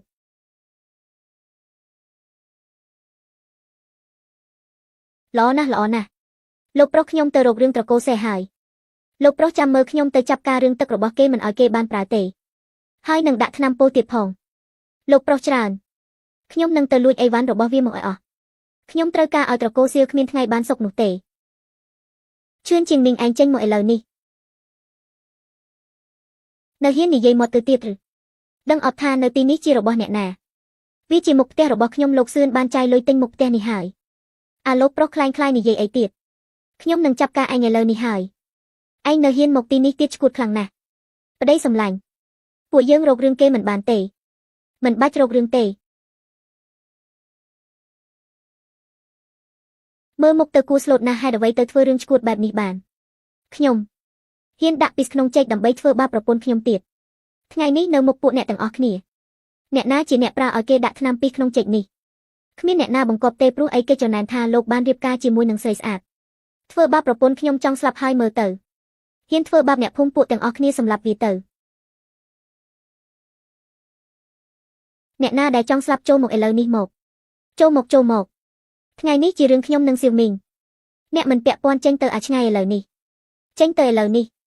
តោះពួកយើងខ្លាចស្លាប់ណាស់ចេញទៅច្រើនជាងមីងឯងនឹងខឹងខ្ញុំមែនទេហេតុអ្វីឯងទៅធ្វើបាបប្រពន្ធខ្ញុំធ្វើអ្វីតាក់ថ្នាំចង់សម្លាប់គេទៀតផងព្រោះខ្ញុំមិនពេញចិត្តលោកមានសិទ្ធិអ្វីត្រឡប់មកស្រុកស្រែហើយបានរៀបការជាមួយមនុស្សស្រីស្អាតទៀតផងខ្ញុំក៏ធ្លាប់រស់នៅជាមួយគ្រួសារនេះដែរតែគេធ្វើដាក់ខ្ញុំមិនបានល្អតែលោកហេតុអ្វីក៏ចូលក្នុងគ្រួសារនឹងហើយក៏មានភរិយាដ៏ស្អាតវាពិតជាលំអៀងណាស់ហេតុអ្វីក្រុមគ្រួសារលោកមិនឲ្យខ្ញុំរៀបការជាមួយនាងផងលោកមីងច្រើនខ្ញុំស្ម័គ្រចិត្តនឹងធ្វើភរិយាលោកបានឆាប់យកក្បាលលែងចេញទៅច្រើនជាងមីងបេះដូងលោកខ្មៅខ្លាំងណាស់អាអ្នកភូមិមកស្អប់គ្រួសារខ្ញុំឲ្យគេធ្វើបាបគ្រួសារខ្ញុំយើងត្រូវតែឲ្យគ្រួសាររបស់ឯងនិងម៉ែរបស់ឯងរងកម្មលោករញ៉ូណាស់ហ៊ានជេរម៉ែខ្ញុំទៀតផងលោកហ៊ានជេរម៉ែខ្ញុំទៀតផងអត្តញ្ញូណាស់ម៉ែខ្ញុំល្អណាស់ខំធ្វើល្អដាក់ឯងហេតុអ្វីក៏ឯងមិនតញ្ញូដាក់គាត់ផងកូនប្រុសតើកូនចង់បានប្រពន្ធមែនទេថ្ងៃនេះម៉ាក់យកប្រពន្ធឲ្យកូនហើយរំខានខ្ញុំណាស់មើលមុខទៅស្អាតដែរអង្គុយទៅនាងកូនប្រុសក្មេងស្រីម្នាក់នេះល្អណាស់កូនរូបរាងគេក៏ស្អាតហើយមានចរិតល្អហើយគេរៀនចប់ទៀតផងរៀនចប់មានប្រយោជន៍អ្វីផ្ទះយើងនៅក្នុងក្រុងមែនទេម៉ែរបស់គេឲ្យខ្ញុំចូលក្នុងក្រុងធ្វើជាអ្នកមានមែនទេកូនប្រុសបើកូនចង់នៅក្នុងក្រុងកូនត្រូវតែរកស៊ីដើម្បីបានហើយអ្នករកមនុស្សស្រុកស្រែបែបនេះចង់ឲ្យខ្ញុំរស់នៅស្រុកស្រែមួយជីវិតមែនទេម៉ែគ្មានគិតបែបនេះទេតែម៉ែគឺធ្វើបែបហ្នឹងហើយម៉ែចេញទៅនាងក៏ចេញទៅដែរកូនកុំប្រញាប់អីម៉ែនឹងរកប្រពន្ធឲ្យថ្មីខ្ញុំប្រាប់ម៉ែជាលើកចុងក្រោយមនុស្សស្រីដែលខ្ញុំរកគឺត្រូវមនុស្សស្រីដែលមាននៅក្នុងក្រុងមានខួរគិតអត់នៅផ្ទះយើងកូនក៏ដឹងដែរថាវាមិនអាចទៅរកភរិយាក្នុងក្រុងបានទេអត់មានលុយទៅលក់ឈាមទៅកូនប្រុសម៉ែលក់ឈាមជាច្រើនដងហើយពេទ្យប្រាប់ថាបើម៉ែលក់ទៀតម៉ែនឹងស្លាប់ម៉ែក៏ស្លាប់ទៅអ្វីដែលខ្ញុំទៅធ្វើពីនេះគឺឯងត្រូវទទួលកម្មរបស់ខ្ញុំឯងលែងខ្លាចស្លាប់ហើយមែនទេវាយមកវាយខ្ញុំឲ្យងាប់សៀវជប់អ្នកនឹងហើយជាមនុស្សអាក្រក់គេគួរឲ្យកំសត់ដល់ថ្នាក់នឹងតើលោកហ៊ានវាយគេទៀតទេគេបានចោទថាលោកប្រុសដាក់ថ្នាំពិសឲ្យប្រពន្ធគេស្លាប់តែពេលនេះប្រពន្ធគេមានទាន់បានស្លាប់ឯណាមានភស្តុតាងឯណាមកវាអីគេនោះហើយនៅវាយមនុស្សក្នុងភូមិទៀតអាមនុស្សធ្វើបែបនេះព្រោះក្នុងភូមិវាគ្មានសិលធម៌អីទេលោកប្រុសឈើពួកយើងនឹងជួយលោកពួកយើងនឹងជឿលោកពួកយើងនឹងជឿលោកសៀជប់អ្នកសួរជាមួយខ្ញុំមិនបានទេអ្នកក្នុងភូមិនេះច្រើនណាស់គ្រាន់តែឲ្យលុយបន្តិចបន្តួចខ្ញុំនឹងឲ្យពួកគេទៅរករឿងគ្រួសារលោកពួកគេនឹងសម្លាប់គ្រួសារលោកទាំងអស់លោកចាំរងនៅកម្មទៅលោកឈួតហើយពិតមែនហើយខ្ញុំពិតជាឈួតមែនខ្ញុំប្រាប់លោកហើយខ្ញុំនឹងលាងដៃពួកត្រកូលសៀខ្ញុំមិនប្រឡែងអ្នកណាម្នាក់ឡើយនេះគឺជាពួកត្រកូលសៀដែលត្រូវសងកម្មរបស់ខ្ញុំហាហាហាគ្រាន់តែជាមនុស្សតូចទាបយ៉ាងអ្នកកុំមកលេងជាមួយនឹងខ្ញុំពួកអ្នកហ៊ានខ្លាំងណាស់ព្រោះតែឈើញឈៀវមីងឲ្យលុយពួកអ្នកមែនទេពួកអ្នកធ្លាប់គិតអត់លុយពួកនេះតានពួកអ្នកយកលុយទៅចែកសប្បាយឬអត់និយាយមិនបានការមិនបាច់ស្ដាប់វានិយាយទេគ្រាន់តែមានសាច់ឈាមជាមហាសេដ្ឋីក្រៅពីនឹងគ្មានអ្វីល្អឡើយឃើញក្នុងនេះអត់អ្នកទាំងអស់គ្នាហូបតែបន្តិចនឹងស្លាប់ហើយវាគឺជាថ្នាំពិសពិតមែនឬតើនាងសាក់ហូបពីបន្តិចទៅមើលវានឹងឃើញហើយច្រើនជាវិមានគេហ៊ានដាក់ថ្នាំដើម្បីសម្លាប់ប្រពន្ធខ្ញុំថ្ងៃក្រោយវានឹងដាក់ថ្នាំឲ្យពួកអ្នកក៏មិនដឹងដែរពួកអ្នកសាក់គិតខ្លួនឯងទៅតើលុយរបស់វាល្អអត់អ្នកកុំនិយាយឈួតបែបនេះគេគ្មានចិត្តជាមនុស្សបន្តិចទេធរកិច្ចរបស់ត្រកូលឈឿនមានទាំងអស់គឺដោយសារតែខ្ញុំទេពិតមែនឬលោកប្រុសប៉ុន្មានឆ្នាំមកហើយទើបត្រឡប់មកពីផ្ទះត្រកូលឈឿននោះទេពិតមកទៅជឿអត់ថាខ្ញុំនឹងសម្លាប់អ្នកមានឬអត់ នេះហើយគឺជាចរិតរបស់កូនប្រុសនៃត្រកូលឈើនិយាយមកចង់សម្លាប់ពួកអ្នកទាំងអស់គ្នាខ្ញុំបើករោងងានបើពួកអ្នកទាំងអស់គ្នាធ្វើការជាមួយនឹងខ្ញុំនឹងធ្វើឲ្យពួកអ្នកបានប្រាក់ខែជាច្រើនគុណនឹងពី5មួយខែល្អណាស់សៀវចប់បើពួកខ្ញុំធ្វើអាក្រក់ដាក់អ្នកហើយហេតុអ្វីអ្នកឲ្យការងារខ្ញុំធ្វើទៀតមិនបាច់ទៅខ្វល់អីទេពួកយើងជាអ្នកភូមិតែមួយតែខ្ញុំចង់ឲ្យពួកអ្នកដេញសៀវមីងនេះចេញពីភូមិយើងពួកអ្នកនឹងចូលធ្វើការវិញបានហើយអញ្ចឹងពួកយើងសុំទោសផងស្រាវជប់ហេតុអ្វីធ្វើបែបនេះពួកអ្នកនិយាយមិនពិតទេស្ដាប់អីវានឹងវាទៅរកលុយឯណាឲ្យពួកអ្នកទាំងអស់គ្នាបានប៉ុន្មានឆ្នាំដែលខ្ញុំនៅបានរៀនសូត្រពីត្រកូលច្រើនមកខ្ញុំនឹងយកការងារមកដល់ភូមិនេះឲ្យអ្នកទាំងអស់គ្នាមើលខ្ញុំធ្វើឲ្យត្រកូលច្រើនមានបានក៏ធ្វើឲ្យអ្នកភូមិមានបានដូចគ្នាល្អពួកយើងទាំងអស់គ្នានឹងស្ដាប់លោកហើយសៀវចប់លោករៀនពីផ្ទះរបស់ខ្ញុំលោកហ៊ានឲ្យពួកគេចេះដោយរបៀបណាមានឬអត់នេះហើយជាមុខមាត់ពិតរបស់វាអ្នកភូមិទាំងអស់គ្នាអត់អ្នកទាំងអស់គ្នាឈប់ចាញ់បោកវាទៅហើយឈប់ស្ដាប់សម្ដីពួកអ្នកមាននេះទៅលោកនិយាយថាខ្ញុំជាមនុស្សបោកមែនទេបែបហ្នឹងលោកឲ្យខ្ញុំបើកការងារឲ្យអ្នកភូមិធ្វើទៅឲ្យគេទាំងអស់គ្នាមានការងារធ្វើផ្ដល់ប្រាក់ខែឲ្យគេពួកអស់នេះវាគ្មានអីល្អទេហេតុអ្វីត្រូវឲ្យប្រាក់ខែទៅពួកវាច្រើនជាងមីងបេះដូងលោកខ្មៅណាស់ពេលលោកនៅក្មេងក៏ជាមនុស្សនៅក្នុងភូមិនេះម្នាក់ដែរទាំងអស់នេះគឺជាពួកម៉ាក់របស់លោកហើយលោកប្រាប់ថាពួកគេគួរឲ្យស្អប់ណាស់ចេញជាមិញហេតុអ្វីលោកនិយាយបែបនេះទោះពួកយើងក្រមែនក៏មិនសុំលោកដែរពេលពិតមែនហើយពួកអ្នកទាំងអស់គ្នាវាក្រណាស់ខ្ញុំមាននិយាយខុសហើយណាហើយនៅចង់ធ្វើលុយទៀតលោកចង់ធ្វើអ្វីវាយវាឲ្យស្លាប់ទៅ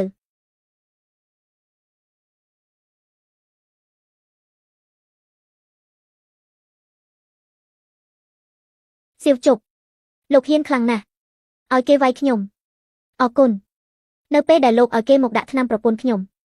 លោកក៏ដឹងថាការធ្វើបែបនេះវាគឺជាអំពើខុសច្បាប់លោកខ្ញុំមិនមែនជាមនុស្សហ្មងទេឈឿនជាវមីងអ្នកដឹងអត់ម៉េចបានខ្ញុំអត់សម្លាប់អ្នក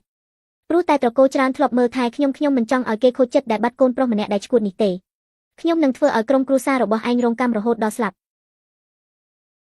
បើលោកហ៊ានធ្វើឲ្យក្រុមគ្រួសារខ្ញុំបែបនេះមែនលោកសាកមើលទៅដឹងហើយ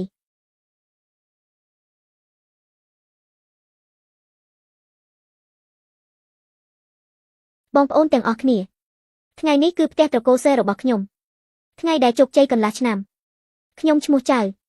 ខ្ញុំសន្យានឹងឲ្យពួកអ្នកមានការងារធ្វើរហូតល្អគ្រួសាររបស់ខ្ញុំបានហូបសាច់បានស្លៀកសម្លៀកបំពាក់ថ្មីតែខ្ញុំថ្ងៃនេះនឹងធ្វើឲ្យអ្នកទាំងអស់គ្នាបានហូបនិងស្លៀកពាក់ថ្មីដូចខ្ញុំដែរល្អណាស់អ្នកទាំងអស់គ្នាថ្ងៃនេះខ្ញុំសៀវចៅនឹងសន្យាថាធ្វើឲ្យបងប្អូនទាំងអស់គ្នាក្នុងភូមិនេះក្លាយជាអ្នកមានហើយមានផ្ទះធំរស់នៅទាំងអស់គ្នាហើយនឹងកែឈ្មោះភូមិរបស់យើងគឺជាភូមិដែលមានអ្នកភូមិមានបង្អស់ល្អខ្លាំងណាស់ចែកលុយទៅ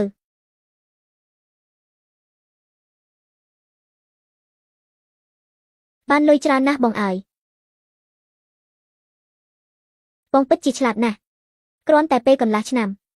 ពួកយើងក៏ក្លាយជាម្ចាស់ចិញ្ចឹមសត្វដ៏ធំមួយរយៈនេះនៅខាងណាក៏គេកម្មងទិញសាច់ខាងយើងដែរពេលនេះយើងមានទៅហើយ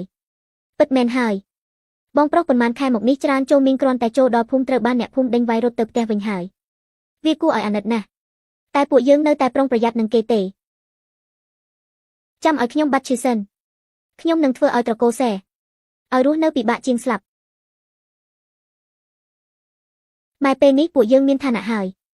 ខ្ញុំគិតថាទៅរកពុកហើយនឹងបងប្រុសឲ្យគេត្រឡប់មកផ្ទះមិនបាច់ឲ្យគេធ្វើការទៀតឡើយពិតមែនហើយកូនខ្ញុំនឹងទេទៅពុកឯងឥឡូវនេះប្រញាប់ទេទៅម៉ែចាំម៉ាក់ប្រាប់ថាកូនសម្រេចកិច្ចការធំហើយឲ្យគេត្រឡប់មកផ្ទះវិញម៉ែហត់មួយថ្ងៃហើយចាំខ្ញុំជួយម៉ែអត់ហត់ទេកូនប្រុសធ្វើឲ្យពួកយើងរស់នៅផ្ទះធំហើយនៅធ្វើឲ្យពុកនិងបងប្រុសឯងត្រឡប់មកផ្ទះរស់នៅយ៉ាងសប្បាយម៉ែសែនសប្បាយចិត្តណាស់ពីមុនកូនមិនបានការកូនមិនបានអ្វីជួយម៉ែឡើយកុំនិយាយបែបនេះទៀតកូនជាកូនល្អរបស់ម៉ែគិតថាកូនគេជាមនុស្សដែលសំណាងបំផុតក្នុងពិភពលោកហើយហូបបាយទៅម៉ែភាសាទៅ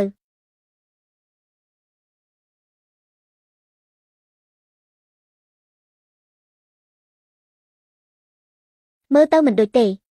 ពុកបងប្រុសពុកត្រឡប់មកវិញហើយសេចៅពុកមិនមែនមកច្រឡំទេនេះវាមិនមែនផ្ទះយើងទេទៅផ្ទះចាស់យើងនៅឯណាពុកនេះគឺជាទឹកដីថ្មីនៃក្រុមគ្រួសារយើងទៅកសាងឡើងខាងក្រៅត្រជាក់ណាស់ពុកចូលក្នុងទៅសៀវចៅកូនហៅពុកមែនទេហេតុអ្វីកូនផឹកទៀតហើយខាងក្រៅត្រជាក់ណាស់ចូលទៅក្នុងទៅ ុំរញ៉េញ៉ៃជាមួយខ្ញុំពួកយើងមិនធ្វើបែបនេះទេលោកប្រុសពុកនឹងរកលុយឲ្យកូនរស់ស្រួលចេញទៅឲ្យឆ្ងាយទៅចាំពុករកលុយចិញ្ចឹមកូនទៅខ្ញុំគ្មានលោកពុកក៏ដូចអ្នកទេ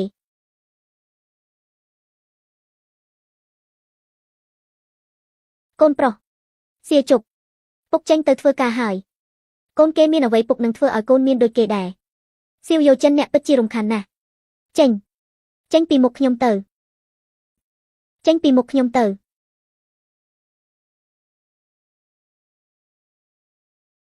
ពុកនឹងចេញទៅធ្វើការនៅទីក្រុងហើយសន្យាថានឹងឲ្យកូនបានរស់សុខស្រួលពុកកូនសម្លាញ់កូនដឹងអីវិញហើយ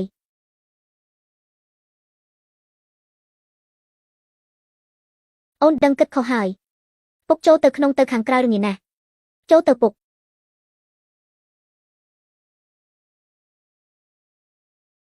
អូហូបផ្ទះធំខ្លាំងណាស់បាត់បងប្រុសឯងទៅណាហើយយ៉ាងម៉េចនៅទីនេះទេហេតុអ្វីគេដើរទៅណាបាត់ហើយអូវីវហើយបងប្រុសឯងឈឺខ្លាំងខូចប្រស័យប្រាសាទហើយគេសង្ស័យថាផ្ទះនេះមិនមែនជាផ្ទះរបស់គេទេពួកយើងទៅរកគេទៅអូនសម្លាញ់ទៅតាមម៉ែទៅតោះពុកចាំកូនជួយរកបងប្រុសហើយល្អខ្លាំងណាស់កូនតោះពុកចេញទៅសៀវម៉េងប្អូនប្រុសនៅទីណាជឿមីងប្អូនប្រុសនៅទីណាខ្ញុំត្រូវការរកជឿមីងប្អូនប្រុសខ្ញុំអេនេះមិនមែនជាកូនប្រុសនៃត្រកូលអ្នកធំសៀវច្រើនឬប៉ាវត្រឡប់មកពីណាហើយឥឡូវនេះចង់ទៅណាខ្ញុំចង់ទៅរកប្អូនប្រុសមួយណាសៀវជប់មែនទេគេនៅក្នុងផ្ទះឯណោះមិនមែនទេគឺប្អូនសៀវមីងប៉ាប្អូនប្រុសសៀវមីងគេមិនរស់នៅទីនេះទៀតទេគេនៅក្រុងឯណោះគេខ្លាចជាកូនមហាសេដ្ឋីហើយមិនមែនទេខ្ញុំចង់ទៅរកប្អូនប្រុសខ្ញុំប៉ាវចូលចិត្តសៀវមីងណាស់អូនមិនបានទេខ្ញុំទៅប្រាប់សៀវចៅហើយសប្បាយណាស់ពួកយើងរំលេងទៅលើកដែលខ្ពស់បន្តិចពួកម៉ាក់ក្មេងប្រុសនេះគឺផ្ទះសេដ្ឋីដែលក្មួយរកនោះផ្ទះរបស់លោកឈឿន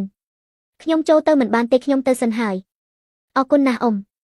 ខ្ញុំទៅហើយ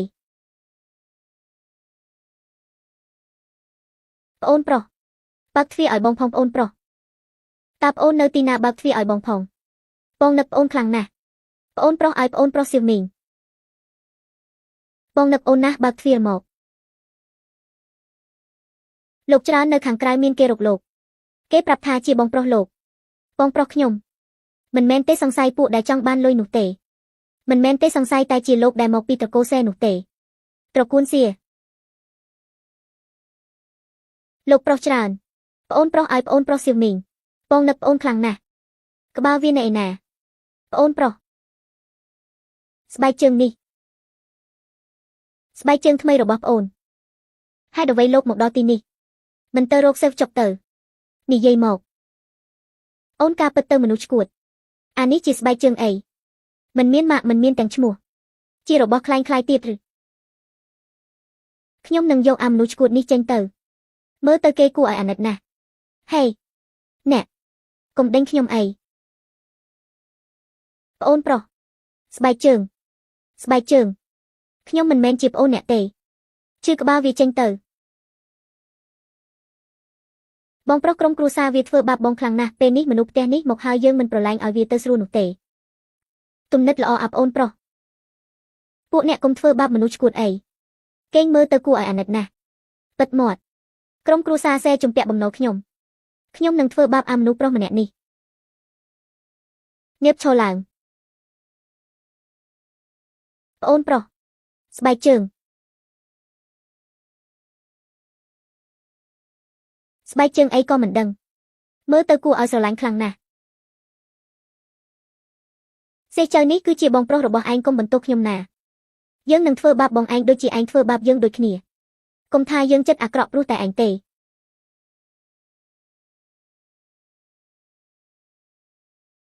ហាអបអូនប្រុស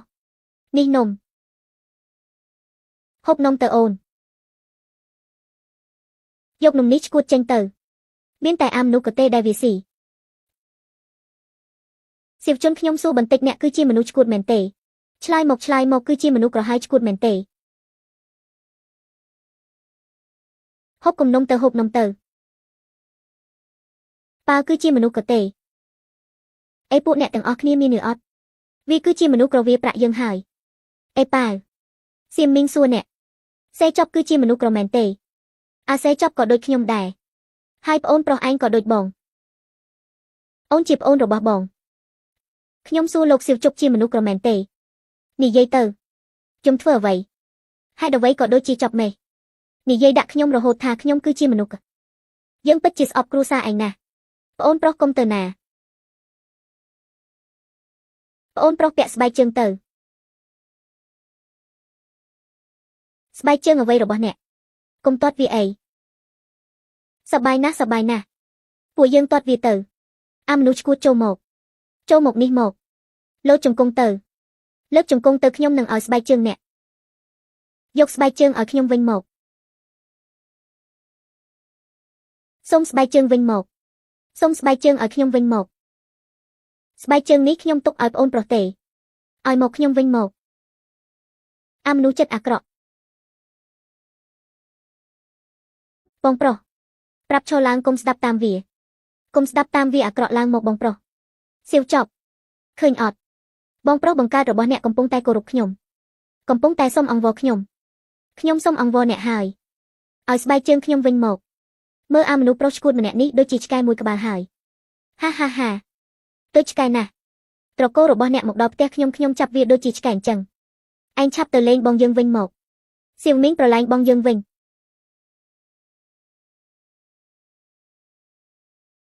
ឯងងាប់ទៅឆ្កែមួយទៀតហើយពីត្រកូលសៀឯងនឹងត្រូវស្លាប់បងមានការអ្វីអត់បងកុំវាយគេអីអ៊ំប្រុសអ៊ំស្រីជួយផងកុំវាយគេអីកុំចាប់ខ្ញុំអីបងគេធ្វើបាបបងទេបងឈឺអីអត់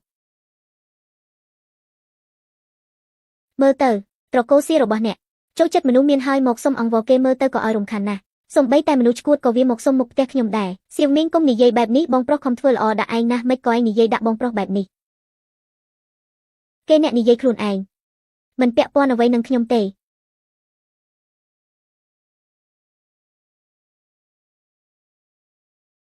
ជីវមីងផឹកថ្នាំនេះទៅហើយបើជាហើយហូបស្ករគ្រាប់នេះទៅផឹកថ្នាំអីគេហូបស្ករគ្រាប់អីគេខ្ញុំចង់ស៊ីសាច់គ្រាន់តែចានថ្នាំមួយសោកស្ដាយធ្វើអ្វីហាកូនប្រុសបងប្រុសគេក៏ឈឺតែគេមិនហ៊ានហូបថ្នាំឡើយថ្នាំនេះមានតែបន្តិចទេវារកពិបាកណាស់អត់មានលុយទិញថ្នាំបន្ទោសអ្នកណាបានហាប៉ាវក្រហើយនៅអន់ទៀតរំខានណាស់ហាប៉ាវកូនកុំកាត់អីណាម៉ែខ្ញុំឈឺខ្លាំងណាស់អស់ថ្នាំហើយតើម៉ែគួរធ្វើយ៉ាងណាកូនម៉ែអត់មានលុយទិញថ្នាំទេប៉ាប៉ាវកូនអញថ្លង់ណាស់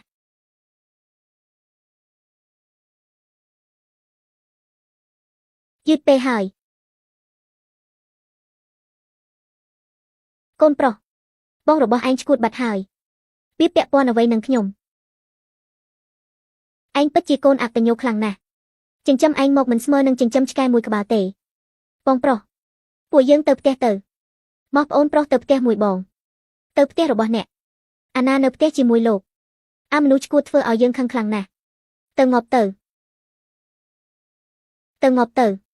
ជឿនជីវមីងបងប្រុសល្អដាក់ឯងណាស់ហេតុអ្វីក៏ឯងចង់សម្លាប់គាត់ខ្ញុំជាកូនអ្នកមានអ្នកណាគេចង់នៅជាមួយមនុស្សឈួតវាគឺជាមនុស្សឈួតមករករឿងខ្ញុំមិនឲ្យខ្ញុំវាយចង់ឲ្យខ្ញុំវាយអ្នកណាឃើញជីវមីងឯងជាមនុស្សហមើគុណបងប្រុសខូចសត្វអារម្មណ៍ដោយសារយកថ្នាំឲ្យឯងខ្ញុំមិនត្រូវការមនុស្សបែបនេះទេក្រុមគ្រួសាររបស់លោកគ្មានអ្វីល្អដាក់ខ្ញុំបន្តិចឡើយអូយឈឺណាស់ម៉ែជួយផងស៊ីចប់លោកនៅហ៊ានមកមុខផ្ទះខ្ញុំទៀតពួកអាពីក្បាលឯងនេះសំបីតែកូនប្រុសរបស់យើងក៏ការពារមិនបានឆាប់ចេញទៅឲ្យលឿនទៅកូនប្រុសគុណបង្កើតអីទេម៉ែសេចប់វារករឿងខ្ញុំទៀតហើយយកមនុស្សឈួតមកទៀតផងវាចង់យកខ្ញុំទៅផ្ទះត្រកូលសេតោះពួកយើងទៅផ្ទះប្អូនប្រុសទៅផ្ទះត្រកូលសៀរបស់អ្នកវាពិតជាអាក្រក់ណាស់សំបីតែមនុស្សឈួតបែបនេះក៏វានៅឈួតដែរពួកអ្នកគិតថាកូនប្រុសរបស់ខ្ញុំត្រូវអ្នកធ្វើបាបមិនគ្រប់គ្រាន់មែនទេចិត្តយប់ហើយប្អូនប្រុសត្រឡប់ទៅផ្ទះឯងហ៊ានសៀកជប់ហ៊ានវាយខ្ញុំប្តីសម្លាញ់មកនេះមកពួកផ្ទះត្រកូលសេមករករឿងកូនប្រុសរបស់លោកនៅផ្ទះមិនព្រមចេញមកប្រញាប់ជួយកូនប្រុសលោកទៅប្រញាប់ទៅសៀចប់លោកមកធ្វើអ្វីទៀត ផ្ទះត្រកូលច្រើនមិនត្រូវការទទួលអ្នកខ្ញុំមិនចង់មកទេបងប្រុសរបស់ខ្ញុំរត់ចេញពីផ្ទះខ្ញុំរកបងប្រុសខ្ញុំទេមនុស្សឈួតបែបនេះវារត់មកយ៉ាងម៉េចបានឬក៏លោកចង់រករឿងផ្ទះខ្ញុំទេបងសំឡាញ់ពួកគេឃើញកូនប្រុសរបស់យើងសប្បាយពួកគេមិនព្រមគុំមកដល់មុខផ្ទះយើងចង់វាយកូនប្រុសយើងច្រើនជាវិមានគេធ្វើបាបបងប្រុសខ្ញុំសែចៅតែខ្ញុំឃើញលោកបែកកូនប្រុសរបស់ខ្ញុំកុំខឹងអីប្អូនប្រុសពួកយើងទាំងអស់គ្នាជាគ្រួសារតែមួយចង់ទៅឬមិនទៅឆាប់ចេញឥឡូវនេះម៉ែប្រញាប់ដេញមនុស្សឈួតនេះចេញពីផ្ទះយើងទៅឆាប់ចេញទៅពួកអាមនុស្សឈួតអាក្រីក្រឬក៏ចង់ឲ្យយើងយកប៉ូលីសមកចាប់ចេញទៅខ្ញុំមិនទៅណាទេប្អូនប្រុសមិនទៅខ្ញុំទៅណាឡើយគេមិនមែនជាប្អូនរបស់អ្នកគេជាកូនរបស់ខ្ញុំប្រញាប់ចេញពីផ្ទះខ្ញុំទៅខ្ញុំសូមអង្វរខ្ញុំត្រូវការប្អូនប្រុសត្រឡប់ទៅផ្ទះវិញប្អូនប្រុសស្អីបងប្រុសនេះមិនមែនជាផ្ទះយើងទេឈឿនជាងមីងក៏មិនមែនជាប្អូនប្រុសបងដែរទៅឲ្យប្រញាប់ទៅម៉ែពុកពួកអ្នកមិនត្រូវការខ្ញុំហើយមែនទេពិតមែនហើយប្រញាប់ចេញទៅអ្នកមិនមែនជាកូនរបស់ខ្ញុំបង្កើតទេខ្ញុំមិនជឿខ្ញុំមិនចេញទៅណាទេខ្ញុំចង់ចូលផ្ទះពុកម៉ែប្អូនប្រុសចាំបងរងឲ្យប្អូនវិញឲ្យគេវាយបងទៅខ្ញុំនឹងវាយអញឲ្យស្លាប់ឲ្យគេវាយបងទៅបងមិនខ្លាចគេវាយទេបងប្រុសនៅពីក្រោយប្អូនទៅសៀវចប់ឯងឆាប់យកបងប្រុសឈួតឯងនេះចេញពីផ្ទះយើងទៅឬក៏ឯងចង់សុំលុយនៃគ្រួសាររបស់យើងទៀតម៉ែវាយវាឲ្យស្រាប់ទៅកុំឲ្យវានៅមុខផ្ទះយើងទៀតអីល្អណាស់ចាំម៉ែចាប់ការឲ្យបងមិនកើតអីទេបងមិនឈឺទេអូនឈាមអូនចេញឈាមហើយបងប្អូនមិនកើតអ្វីទេប្អូនមិនឈឺអីទេអ្នកនៅខ្លាំងជាមួយខ្ញុំទៀតហេតុអ្វីក៏អ្នកមិនពត់ជាមួយខ្ញុំមិនពត់ព្រោះអីខ្ញុំសើចៅមិនភ្លេចកំណើតដែលអ្នកធ្លាប់ចិញ្ចឹមថែរក្សាខ្ញុំជាច្រើនឆ្នាំមកហើយតែបងប្រុសខ្ញុំមិនខុសទេច្រើនជាវិមីងមកសុំទោសបងប្រុសខ្ញុំឥឡូវនេះមករករឿងដល់មុខផ្ទះរបស់ខ្ញុំហើយចង់ឲ្យខ្ញុំសុំទោសលោកទៀតបងប្រុសពួកយើងទៅផ្ទះទៅអត់ទៅទេកុំវាយប្អូនអីប្អូនប្រុសត្រឡប់ទៅផ្ទះយើងទៅថ្ងៃនេះខ្ញុំនឹងសម្លាប់វាហើយអាមនុស្សឈួតឯងឆាប់ចេញទៅខ្ញុំនឹងសម្លាប់អ្នកប្រឡែងអញអាមនុស្សឈួតកូនប្រុសខ្ញុំយល់ដល់ខ្ញុំដែលធ្លាប់ច្រកកនៅផ្ទះអ្នកតែបើអ្នកហ៊ានវាយប៉ះពាល់បងខ្ញុំបន្តិចទៀតកុំថាខ្ញុំមិនមានដឹងគុណអីពួកអ្នករករឿងគ្នាឆ្អែតហើយឬនៅចេញពីមុខផ្ទះខ្ញុំទៅ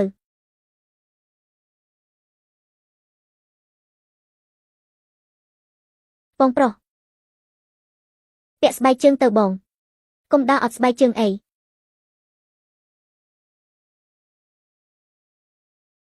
បងប្រុសពួកយើងត្រឡប់ទៅផ្ទះវិញទៅ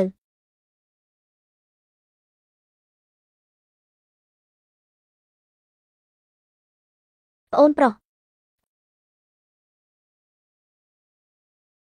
ប្អូនយកស្បែកជើងនេះទៅបងទិញទុកឲ្យប្អូនវាថ្មីណាស់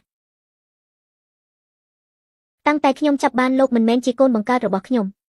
ត្រកូលច្រើនរបស់ខ្ញុំមិនយកទុកពេលអ្វីលោកទេតែពេលនេះស្បែកជើងមួយនេះខ្ញុំត្រូវការវាចាំខ្ញុំអ្នកដោះខ្លួនឯងស្បែកជើងនេះវាប្រឡាក់ហើយយកទៅបោះចោលក្នុងភូមិសម្រាមឲ្យខ្ញុំផងម៉ែ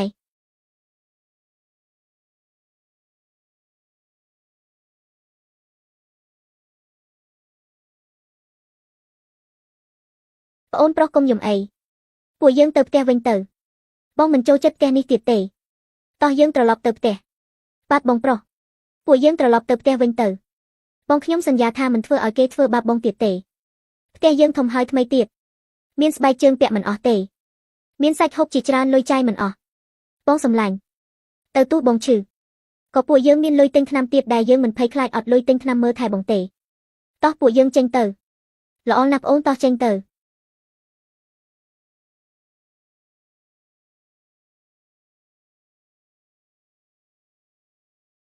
អូហូពុកម៉ែប្រពន្ធសំឡាញ់មួយរយៈនេះពួកអ្នកទាំងអស់គ្នាហត់នឿយហើយមើលទៅខ្ញុំនឹងធ្វើឲ្យក្រុមគ្រួសាររបស់យើងនឹងមានឡើងហាហាកូនល្អខ្លាំងណាស់ថ្ងៃនេះពុកចង់និយាយថាមានក្តីសុខណាស់សៀវប៉ាវខ្ញុំជាថៅប៉ាវបងមហូបផ្លូវមន់ទៅយកក្មេងមកនេះមកខ្ញុំបីវិញប៉ាវបានហូបឆ្ងាញ់ហើយព ពេលនេះថាប៉ាវលេងលំបាកហើយពុកម៉ែមួយរយៈនេះខ្ញុំមានរឿងគិតមួយខ្ញុំកាត់សេចក្តីថានឹងយករោងងานរបស់យើងទៅបើកក្នុងក្រុងម្ដងក្នុងក្រុងក៏ល្អក្នុងក្រុងមានឡានច្រើនថាប៉ាវចង់ទៅមើលណាស់ល្អបងប្រុសពួកយើងនាំបងប្រុសទៅមើលឡានទៅព្យាចៅកូនមួយរយៈនេះធ្វើអីមិនមែនទៅដើររករឿងគេទៀតមែនទេនិយាយអីមិនយល់ឡើយអ្នកដឹងទេថាកូនប្រុសរបស់យើងមិនចូលចិត្តគេហេតុអ្វីទៅនិយាយឈ្មោះគេធ្វើអ្វីអ្នកដឹងរឿងអ្វីខ្លះការប្រឹងប្រែងរបស់សៀវចៅពួកយើងត្រូវប្រយ័ត្នបន្តិចស៊ីមីងត្រូវតែទទួលធុរកិច្ចរបស់គ្រួសារយើងឬក៏សៀវមិញគេធ្វើមិនបានដូចជាចៅក្មួយស្រីក្មួយស្និទ្ធជាមួយជាវមីងណាស់មើលទៅជាវមីងមួយរយៈនេះតើគេកំពុងតែធ្វើអ្វីគេគិតអ្វីក្នុងខ្លួនលោកអ៊ំមួយរយៈនេះគេមិនសូវស្រួលក្នុងចិត្តទេព្រោះអីសៀវមីងបានមកធ្វើធុរកិច្ចនៅក្នុងក្រុងហើយគេធ្វើដល់ទីផ្សារណាស់ល្អណាស់អាក្មេងប្រុសម្នាក់នេះវាចង់រកស៊ីដើម្បីកំចាត់យើងហើយកូនកុំពិបាកចិត្តអីសៀចប់គេគ្រាន់តែជាមនុស្សស្រុកស្រែគេបានត្រឹមតែមើលសាប់ព្រៀបផ្ទឹមជាមួយកូនមិនបានឡើយម៉ែនិយាយត្រូវហើយចប់វាជាក្មេងស្រុកស្រែគ្មានអ្វីក៏ចំណេះអ្វីមកសួរជាមួយខ្ញុំបានពួកអ្នកបិទមាត់ទាំងអស់ក្មួយស្រីនិយាយទៀតសៀចប់មិនគ្រាន់តែជាមនុស្សមាននៅក្នុងស្រុកស្រែទេនៅបើករោងអាហារផ្ទះសំណាក់និងហាងសម្លៀកបំពាក់ផងទៀតដែរនាងនិយាយអ្វីក្រុមហ៊ុនទាំងអស់នឹងសុទ្ធតែជារបស់យើងមានន័យថាធុរកិច្ចរបស់យើងទាំងអស់កូនធ្វើឲ្យបាត់អស់ហើយពុកវាមិនបាត់ទាំងអស់ទេគ្រាន់តែសេចៅនឹងវាដើរទីផ្សារលើយើងបន្តិចទេនិយាយអីឈួតបែបនេះក្មួយស្រីនិយាយទៀតនិយាយទៅកុំបាច់ខ្លាចសេចៅគេបើកក្រុមហ៊ុនធំក្នុងក្រុងហើយនាងកុំនិយាយខ្ញុំសួរថាកូនរាល់ថ្ងៃធ្វើអ្វីប្តីសម្លាញ់កុំនិយាយបែបនេះផ្ទះយើងមានណាស់ចាត់ទុកបោះអ្វីឲ្យឆ្កែស៊ីម្ដុំទៅកុំខឹងអីណាពុកកុំខឹងអីខ្ញុំនឹងដើរទីផ្សារយករបស់យើងមកវិញឯងតែសម្លាញ់ក្រុមហ៊ុនរបស់យើងធំណាស់រឿងតិចតួចយើងកុំបាច់ភ័យជាមួយពួកវាអីកុំភ័យអីណាអូខេអ្នកប្តីជីវមីងកូនត្រូវធ្វើបានល្អកុំឲ្យចាញ់សៀវជប់ធ្វើឲ្យមុខមាត់ត្រកូលយើងបាក់មុខយល់ហើយពុកអាក្មេងប្រុសស្រីជប់នេះហេតុអ្វីក៏វាគិតក្នុងខ្លួនចង់មកធ្វើទីផ្សារក្នុងក្រុងមានព័ត៌មានថាដោយសារតែពុករបស់ស៊ីឈប់ដែលជំរុញណាគេមករកស៊ីនៅទីក្រុងគេប្រាប់ថាត្រូវចូលក្នុងក្រុងធ្វើឲ្យត្រកូលសេយើងក្របានអីគេធ្វើឲ្យតែកូនយើងក្រមានគិតថាវាជាលោកប្រុសធំមែនទេសាកមើលទៅខ្ញុំនឹងធ្វើឲ្យក្រុមគ្រួសារវាដឹងម្ដងពិតមែនហើយកូនពុកកូនមិនចូលចិត្តគេទេមានតែកូនប្រុសម្នាក់ទេដែលគេស្រឡាញ់ចូលចិត្តទៅជាក្របពេជ្ររបស់គេសៀវយោជន់អាមនុស្សចាស់បែបនេះចាំខ្ញុំសិនណាអរគុណអ្នកចាត់ការរោងងานកូនប្រុសរបស់លោកមានថ្នាក់នេះហើយលោកនៅធ្វើការជាមួយខ្ញុំទៀតឬត្រូវតែធ្វើជួយកូនប្រុសរបស់ខ្ញុំត្រូវតែធ្វើការងារដើម្បីកូនឲ្យសប្បាយចិត្តលោកជាពុកដែលល្អបំផុតហូបបាយទៅនាំគ្នាឈប់ហូបបាយទៅឪពុកមានការអ្វីអត់ទៅយកកៅអីឲ្យខ្ញុំឲ្យលឿនបាទលោកប្រុសពុកមិនកើតអីទេពុកនៅធ្វើបានពុកកូនឲ្យពុកឈប់ធ្វើការណាមិនអីទេពុកនៅធ្វើការបានសុំទោសលោកប្រុសខ្ញុំធ្វើការ8-9ម៉ោងហើយប្រាប់លោកពុកលោកប្រុសតែគេមិនស្ដាប់គេនៅខំជួយធ្វើអត់អីទេខ្ញុំយល់ហើយពួកអ្នកលំបាកហើយទៅហូបបាយទៅពុកខ្ញុំជាម្ចាស់ក្រុមហ៊ុនពុកនៅតែផ្ទះហើយសុកទៅកុំបាច់មកធ្វើការអីហាពួកអាចឆ្កែធ្វើអីណាស្រឡាញ់ពុកខ្ពើមណាស់កូនប្រុសអាមនុស្សចាស់អ្នកណាកូនឯងធ្វើការហត់ឡើងឈួតមែនទេពួកយើងជឿនជីវមីងនិយាយជាមួយខ្ញុំឲ្យពីរោះបន្តិចសៀវជប់គេជាពុករបស់សៀកជប់ខ្ញុំមិនមែនជាកូនរបស់គេទេហេតុអ្វីត្រូវនិយាយល្អដាក់គេអាមនុស្សចាស់ត្រប់ឡើងមកមិនបាច់ទេពុកវាគ្រាន់តែមកគ្រប់រឿងទេចាំខ្ញុំចាប់ការវាឲ្យអាមនុស្សចាស់ត្រជាថ្លង់ហើយមែនទេអត់ទៅខ្ញុំនិយាយទេច្រើនឈៀវមិញពីមុនមុខផ្ទះលោកព្រោះតែបងប្រុសខ្ញុំមិនយកទោសទេបើលោកនៅហ៊ានរករឿងទៀតកុំប្រាប់ថាខ្ញុំមិនខ្លាញ់ចិត្តពេលនេះខ្ញុំមិនខ្វល់អ្នកណាឡើយឯងចង់ធ្វើអីលោកពុកអង្គុយទៅកូនប្រុសច្រើនមានរឿងអ្វីនិយាយគ្នាទៅពួកឯងទាំងពីរអ្នកជាបងប្អូនទេកុំឆ្លោះគ្នាអីអាមនុស្សចាស់មិនខ្មាស់មាត់បន្តិចឡើយអ្នកណាថាកូនប្រុសលោកជាបងប្អូនខ្ញុំលោកចង់ឲ្យកូនប្រុសរបស់លោកមកដណ្ដើមធុរកិច្ចរបស់ខ្ញុំមែនទេនិយាយមកមិនមែនទេខ្ញុំមិនបានដណ្ដើមរបស់លោកទេពួកខ្ញុំគ្រាន់តែធ្វើបន្តិចបន្តួចទេនៅនិយាយល្អទៀតតាំងតែពួកឯងមកធុរកិច្ចរបស់ខ្ញុំវាត្រូវបាត់បង់អស់ហើយនេះហើយមិនបានតាំងใจធុរកិច្ចវានៅត្រង់នឹងអ្នកណាមានស្នាដៃល្អក៏រីកចម្រើនទៅនៃលោកនេះ គ្មានច្បាប់ឯណាធុរកិច្ចទាំងអស់ជារបស់លោកទេត្រកូលឈើអ្នកសៃថនក៏ព្រោះតែលោកនិយាយថាខ្ញុំជាមនុស្សបំផ្លាញបើមិនមែនលោកជាអ្នកណាខ្ញុំទ្រាំលែងបានហើយអញហ៊ានថាយើងជាសម្រាមទៀតយើងនឹងកំទេចទីនេះមិនបាច់ខ្វល់ពីគេទេពុកទៅសម្រាកទៅវាឈួតតែម្ដងទេកុំទៅខ្វល់រៀកឯង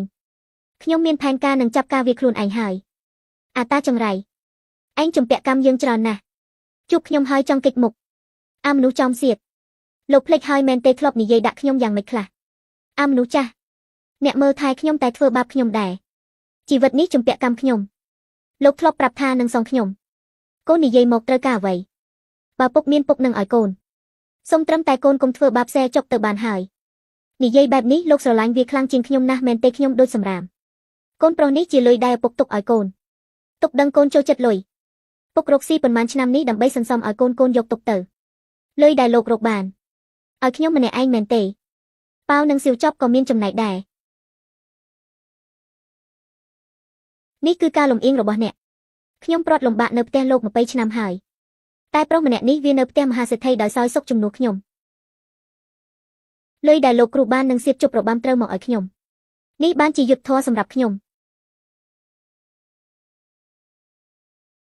លុយរបស់ពុកខំសន្សំទុកយូរហើយអាមនុស្សចាស់លុយប៉ុណ្ណឹងទេខ្ញុំមិនខ្វល់ឡើយលោកពុកខ្ញុំទ្រាំលែងបានហើយឈៀវមីងកូនប្រុសអើយ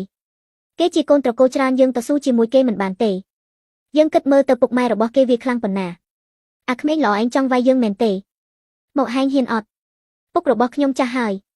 កុំឲ្យលំបាកដល់គាត់ទៀត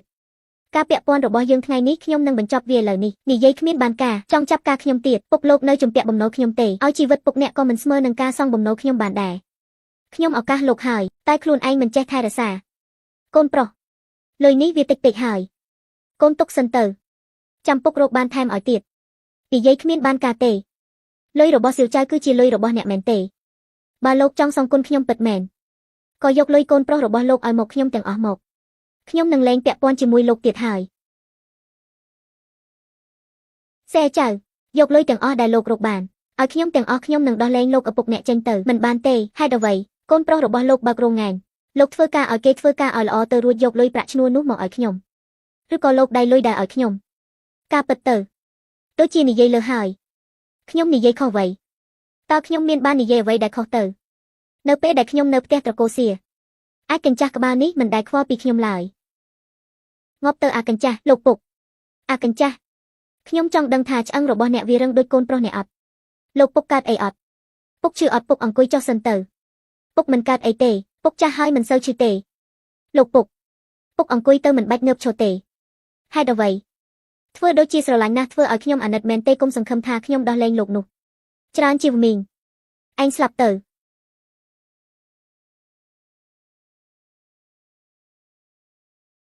សៀវចៅលោកហ៊ានវាយខ្ញុំទៀតផងខ្ញុំមិនខ្លាចទេអាមនុស្សអកតញ្ញូដូចលោកឪពុកលះបងសំបីតែជើងមួយជំហៀងក៏ហ៊ានឲ្យអ្នកដែរតែអ្នកមិនសងគុណគាត់ឡើយជើងរបស់ពុកបាក់ក៏ព្រោះតែអ្នកនិយាយអត់បានការអាមនុស្សចាស់នេះមិនដែលខ្វល់ពីខ្ញុំឡើយគេជួយខ្ញុំបានរបៀបណាភូមិបែបនេះហើយមិនចេះរកស៊ីអីទៀតទេដើរទៅលួចគេបងប្អូនកុំបែកគេអីតើការអ្វីទៅលោកពុកជួយកូនផងលោកពុកជួយកូនផងកូនប្រុសពុកមកជួយកូនហើយក្មេងម្នាក់នេះវាអត់ដឹងអីទេគេមិនទាន់ដឹងអ្វីឡើយគ្រប់យ៉ាងខ្ញុំទទួលខុសត្រូវបងប្អូនទាំងអស់គ្នាប្រឡែងកូនខ្ញុំទៅអ្នកចង់ដាក់ទោសខ្ញុំរបៀបណាក៏តាមចិត្តអូខេកូនគ្មានការប្រដៅជាការខុសរបស់ពុកប្រឡែងវាទៅថ្ងៃនេះពួកយើងប្រឡែងគេទៅអ៊ំសៀត្រូវបង្រៀនកូនឲ្យបានល្អកុំដើរលួចគេទៀតថ្ងៃនេះខ្ញុំនឹងដាក់ទណ្ឌកម្មលោកឲ្យសងជំនួសកូនប្រុសលោក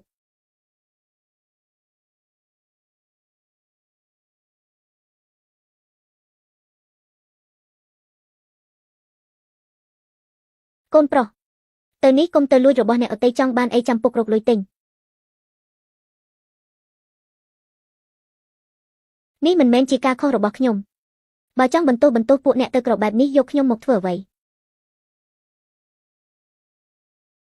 ការវាយនេះខ្ញុំវាយអាអ្នកដឹងដែលអ្នកមិនសមគុណឪពុកម្ដាយធ្វើឲ្យពុកម្ដាយលំបាកវាយមួយនេះវាយអាអ្នកដឹងធ្វើឲ្យបងប្រុសខ្លាចជាមនុស្សបាត់បង់ប្រស័យប្រាសាទ ថ្ងៃនេះវាយអាអ្នកដឹងធ្វើបាបប្រពន្ធខ្ញុំហ៊ានដាក់ថ្នាំពីហើយលួចកូនស្រីរបស់ខ្ញុំយកទៅលក់ទៀតផងអ្នកទាំងអស់គ្នាឈរមើលធ្វើអ្វីសម្រាប់វាឲ្យខ្ញុំទៅសាក់ចូលមកសាក់មើលកុំចូលមកឈឿនជាវមីង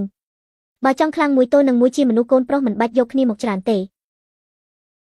ឯងឆាប់ចូលសម្រាប់វាទៅតាក់ចូលមើល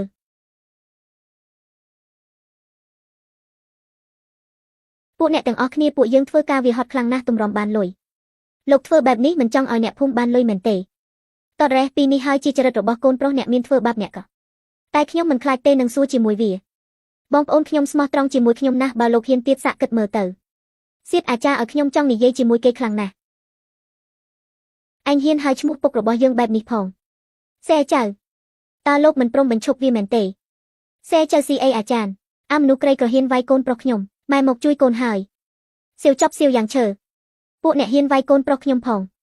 ម៉ែជួយកូនផងម៉ែសៀវជប់វាចង់សម្លាប់កូនកូនមិនបាច់ភ័យទេម៉ែនឹងចាប់ការវាឲ្យកូនពួកអ្នកចូលមកនេះមាននឿអត់ម៉ែខ្ញុំហៅឲ្យមកខ្ញុំមិនមែនជាកូនរបស់អ្នកទៀតទេត្រកូលច្រើនមើលថែលោក20ឆ្នាំជាងហើយខ្ញុំហៅលោកមកលោកត្រូវតែធ្វើតាមខ្ញុំឯត្រកូលច្រើនដូចជាផ្ដាច់ទំនាក់ទំនងខ្ញុំហើយមែនទេ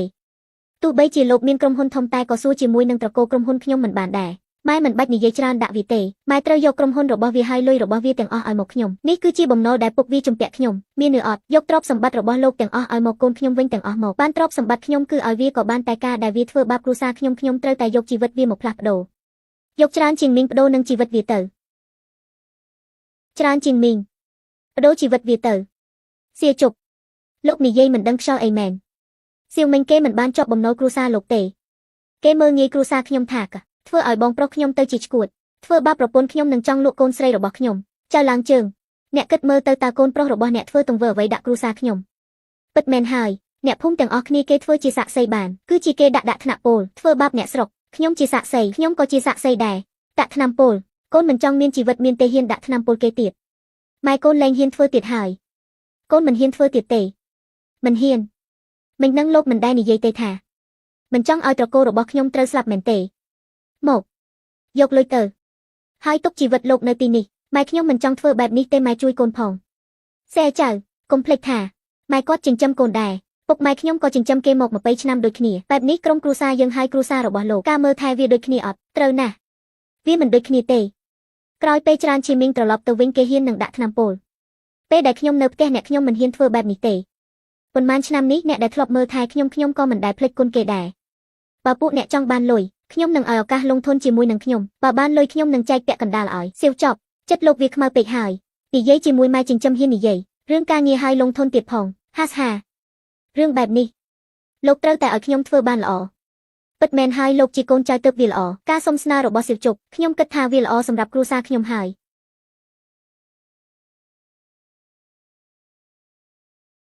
ការសុំស្នើ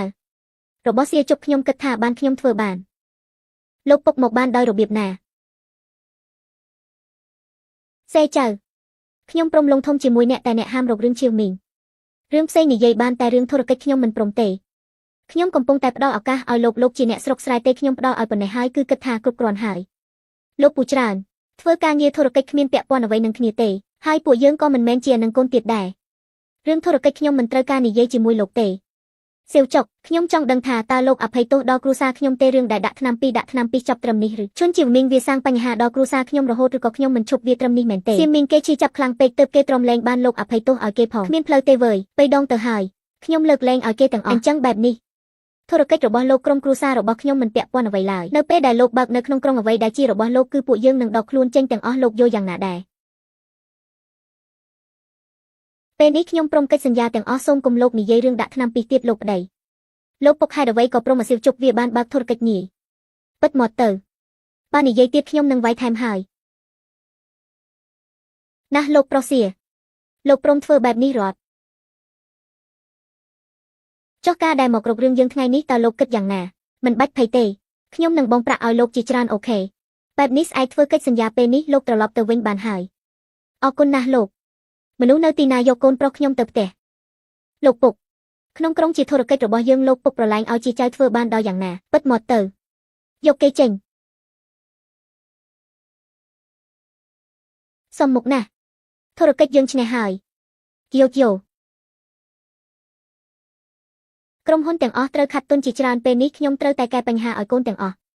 លោកពុកគឺដោយសារសេចៅវាប្រជែងជាមួយខ្ញុំហេតុអ្វីលោកពុកមកថាឲ្យតែខ្ញុំមិនទៅថាឲ្យវាទៅពិតមកទៅអ្វីដែលខ្ញុំបានរំពឹងវាលាអស់ហើយលោកពុកសៀវលីហេតុអ្វីធុរកិច្ចនៃក្រុមហ៊ុនវាត្រូវតែសាយធនដល់កម្រិតនេះតើរាល់ថ្ងៃកូនមានមើលវាអត់រាល់ថ្ងៃធ្វើអីមើលទៅ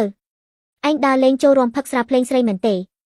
ខ្ញុំជឿចាប់ព្រោះតែជាចៅខ្ញុំចង់សប្បាយបន្តិចខុសដែរមែនឯងជាកូនល្ងងភ្លើតភ្លើនធ្វើឲ្យក្រុមគ្រួសារយើង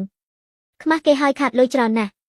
លោកពុកខ្ញុំនឹងយករបស់ពួកនេះត្រឡប់មកវិញឲ្យបានខ្ញុំនឹងធ្វើឲ្យពុកបានឃើញថាខ្ញុំវាខ្លាំងជាងស្រាចៅទៅទៀតនិយាយអ្វីឈួតតើចេះអីជាងសេចៅហាខ្ញុំអត់លោកទៅធ្វើការទៅរករឿងគ្រួសារគេធ្វើអ្វីតាក់ថ្នាំគ្រួសារគេលួចកូនគេលក់ធ្វើបាបក្រុមគ្រួសារគេលោកពុកខ្ញុំគ្រាន់តែចង់ឲ្យសេចុកវារងកម្មរបស់ខ្ញុំហេតុអ្វីក៏ពុកមិនយល់ពីគុណបែបនេះខ្ញុំឲ្យឱកាសកូនម្ដងទៀតត្រូវតែយកអ្វីដែលបាត់បង់ហើយបំពេញមុខមាត់របស់ត្រកូលសេត្រូវចាំធុរកិច្ចរបស់សេចុកកុំញ៉ៃញ៉ៃ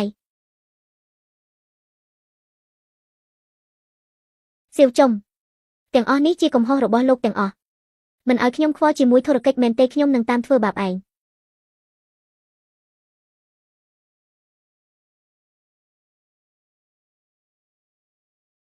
ហេតុអ្វីដេយីដំលេះខ្ញុំជួអ្នកមកអស់លុយច្រើនណាស់ឲ្យពួកអ្នកអង្គុយលេងធម្មតាមែន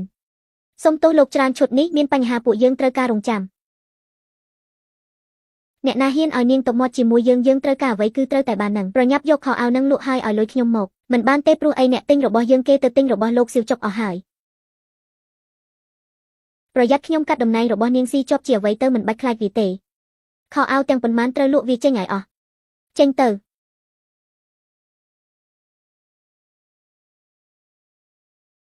ប្រើលេងបានហើយសាច់ជ្រូកនេះវាស្អុយហើយរបស់វាចោលទាំងអស់ទៅកុំទាន់បោះវាចោលរបស់វាចោលធ្វើស្អីថាជ្រូកនៅលក់បានតើលោកច្រើនសាច់ជ្រូកនេះគុណភាពអត់ល្អលក់មិនបានទេអ្នកណាប្រាប់ឲ្យលោកលក់មិនបានតាក់ថ្នាំវាទៅឲ្យវាឃើញល្អអ្នកណាទៅមើលដឹងលោកប្រុសឈើពួកយើងមិនអាចធ្វើបានទេអាហារដែលមានគុណភាពមិនល្អអ្នកណាដែលកំណត់កិច្ចការនេះប្រាប់ខ្ញុំមកគឺលោកប្រុសសៀវចុកលោកខ្លាចសៀវចុកលោកត្រូវបានបណ្តេញចេញខ្ញុំលែងត្រូវការលោកទៀតហើយមកនេះខ្ញុំចាប់តំណែងលោកឡើងជាអ្នកធំហើយធ្វើតាមខ្ញុំប្រាប់ចាក់ថ្នាំវាឲ្យឃើញសាច់រូបល្អទៅខ្ញុំត្រូវការលក់វាយកលុយបាទលោកប្រធានលោកប្រុសច្រើនមកហើយហេតុអ្វីពួកលោកឈប់ធ្វើការគឺព្រោះបែបនេះដែកដែលយើងយកមកកសាងវាតូចខ្លាំងពេកវាមិនអាចទ្រទ្រង់ទម្ងន់អគារបានទេមិនបាច់ខ្វល់អ្នកនៅទេពួកលោកឈប់មួយថ្ងៃខ្ញុំខាតលុយអស់ប៉ុន្មានប្រញាប់កសាងវាឲ្យលក់ទៅតែសៀវចៅមិនឲ្យធ្វើបែបនេះទេនេះជាការកំណត់របស់ជាចៅមែនទេពិតមែនហើយខ្ញុំលើកតំណែងលោកជាប្រធាននៅទីនេះឲ្យកូនចៅលោកធ្វើការឲ្យលឿនទៅបាទលោកប្រធានអ្នកទាំងអស់គ្នាធ្វើការឲ្យលឿនទៅសៀវជប់អញច្រើនចូលមីងត្រូវយកឈ្នះឯងឲ្យបាន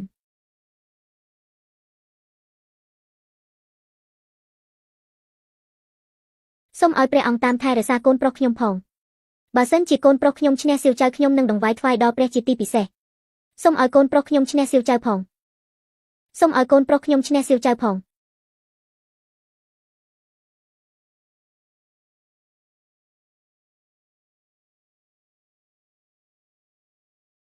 ម៉ែសូម្បីតែម៉ែក៏គិតថាកូនស៊ូនឹងសៀវចៅមិនបានទេជីវមីងធុរកិច្ចរបស់ក្រុមហ៊ុនមួយរយៈនេះយ៉ាងម៉េចហើយពុកខ្ញុំកំពុងតែព្យាយាមហើយក្មួយសួងនិយាយការពិតទៅលោកអ៊ំបរិស័ទរបស់យើងកំពុងតែធ្លាក់ចុះហើយក្រុមហ៊ុនទាំងអស់ត្រូវបានបិទក្រុមហ៊ុនស្ដីសម្លៀកបំពាក់ក៏ត្រូវបានបិទដែរពុកម៉ែខ្ញុំកំពុងព្យាយាមហើយខ្ញុំនឹងប្រឹងវាម៉ែដឹងបងកូនប្រុសម៉ែជឿថាកូនត្រូវតែធ្វើឲ្យបានមិនបាច់ខ្វល់ពីពុករបស់កូនទេមានម៉ែនៅជួយកូនបងសម្លាញ់សៀវមីងខ្ញុំទៅមើលពុករបស់លោកហើយតើខ្ញុំធ្វើអ្វីខុសទៅពួកអ្នកទាំងអស់គ្នាមិនខ្វល់ពីខ្ញុំឡើយតុងហៃមិនបាច់ខឹងទេខ្ញុំមិនខុសខ្ញុំជាច្រើនជាងមីងមិនចេះខុសឡើយអ្នកដែលខុសគឺស្រាវចៅគឺត្រកូលសៀលមើលវាទៅ មើលវាទៅនិស័យវាបែបណាសួរជាមួយនឹងសៀវចៅមិនបានទេសៀវមីងកូននាងឈួតមែនទេដើរមកបុកខ្ញុំនឹងសៀវមីងអ៊ំនឹងសែចៅបានចូលរួមធ្វើទុនជាមួយគ្នាហើយដូច្នេះលោកមិនបាច់ទៅខ្វល់ឡើយទៅធុរកិច្ចរបស់លោកវានឹងប្រសើរឡើងហើយអត់ទេវាទៅមិនរួចទេមានផ្លូវទៅរួចឡើយលោកប្រុសឈើនមិនបាច់គិតអ្វីទេពេលនេះត្រកូលសៀលនិងត្រកូលច្រើនចុះធុរកិច្ចជាមួយគ្នាបានល្អណាស់ទៅពួកយើងជាគ្រួសារតែមួយហើយអូហូគ្រាន់តែពួកអ្នកនិយាយថាមិនត្រូវនឹងត្រកូលវាមែនទេហេតុអ្វីក៏គេត្រូវគ្នាក៏គេត្រូវមិនខ្វល់ពីខ្ញុំហើយមែនទេពុកម៉ែរបស់អ្នកមិនដែលបោះអ្នកចោលទេពួកគេធ្វើការយល់ព្រមជាមួយស៊ីជប់ព្រោះតែធុរកិច្ចរបស់លោកឲ្យរីកចម្រើនទេនាងមិនយល់ទៀតមែនទេពួកគេស៊ីញេជាមួយស៊ីចៅមានន័យថាគេចង់បោះខ្ញុំចោលហើយនៅក្នុងកែភ្នែករបស់ពុកម៉ែខ្ញុំមិនស្មើនឹងសៀវចៅទេមិនមែនទេលោកខ្លាំងជាងសៀវចៅពួកអ្នកកុហកខ្ញុំបងប្អូនទាំងអស់តាមខ្ញុំទៅកំទេចផ្ទះវា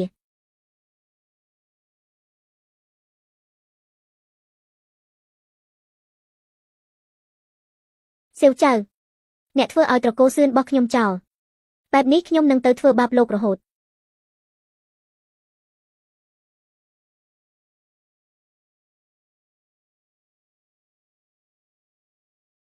សៀវចៅពួកយើងយល់ព្រមសហការហើយចូលរួមនឹងត្រេកអរល្អណាស់ប្អូនប្រុសខ្ញុំមួយទៀតត្រឡប់មកហើយ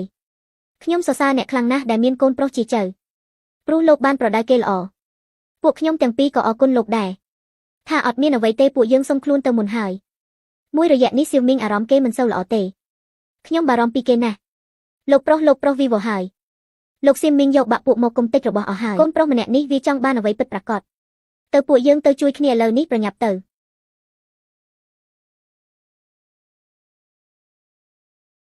ទីនេះវាជាកន្លែងឈួតកំតិចវាចោលឲ្យអស់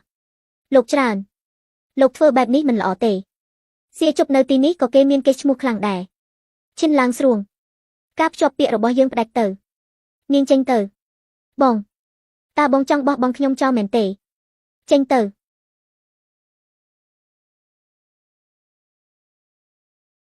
បងប្អូនកុំភ្លេចទីនេះឲ្យអស់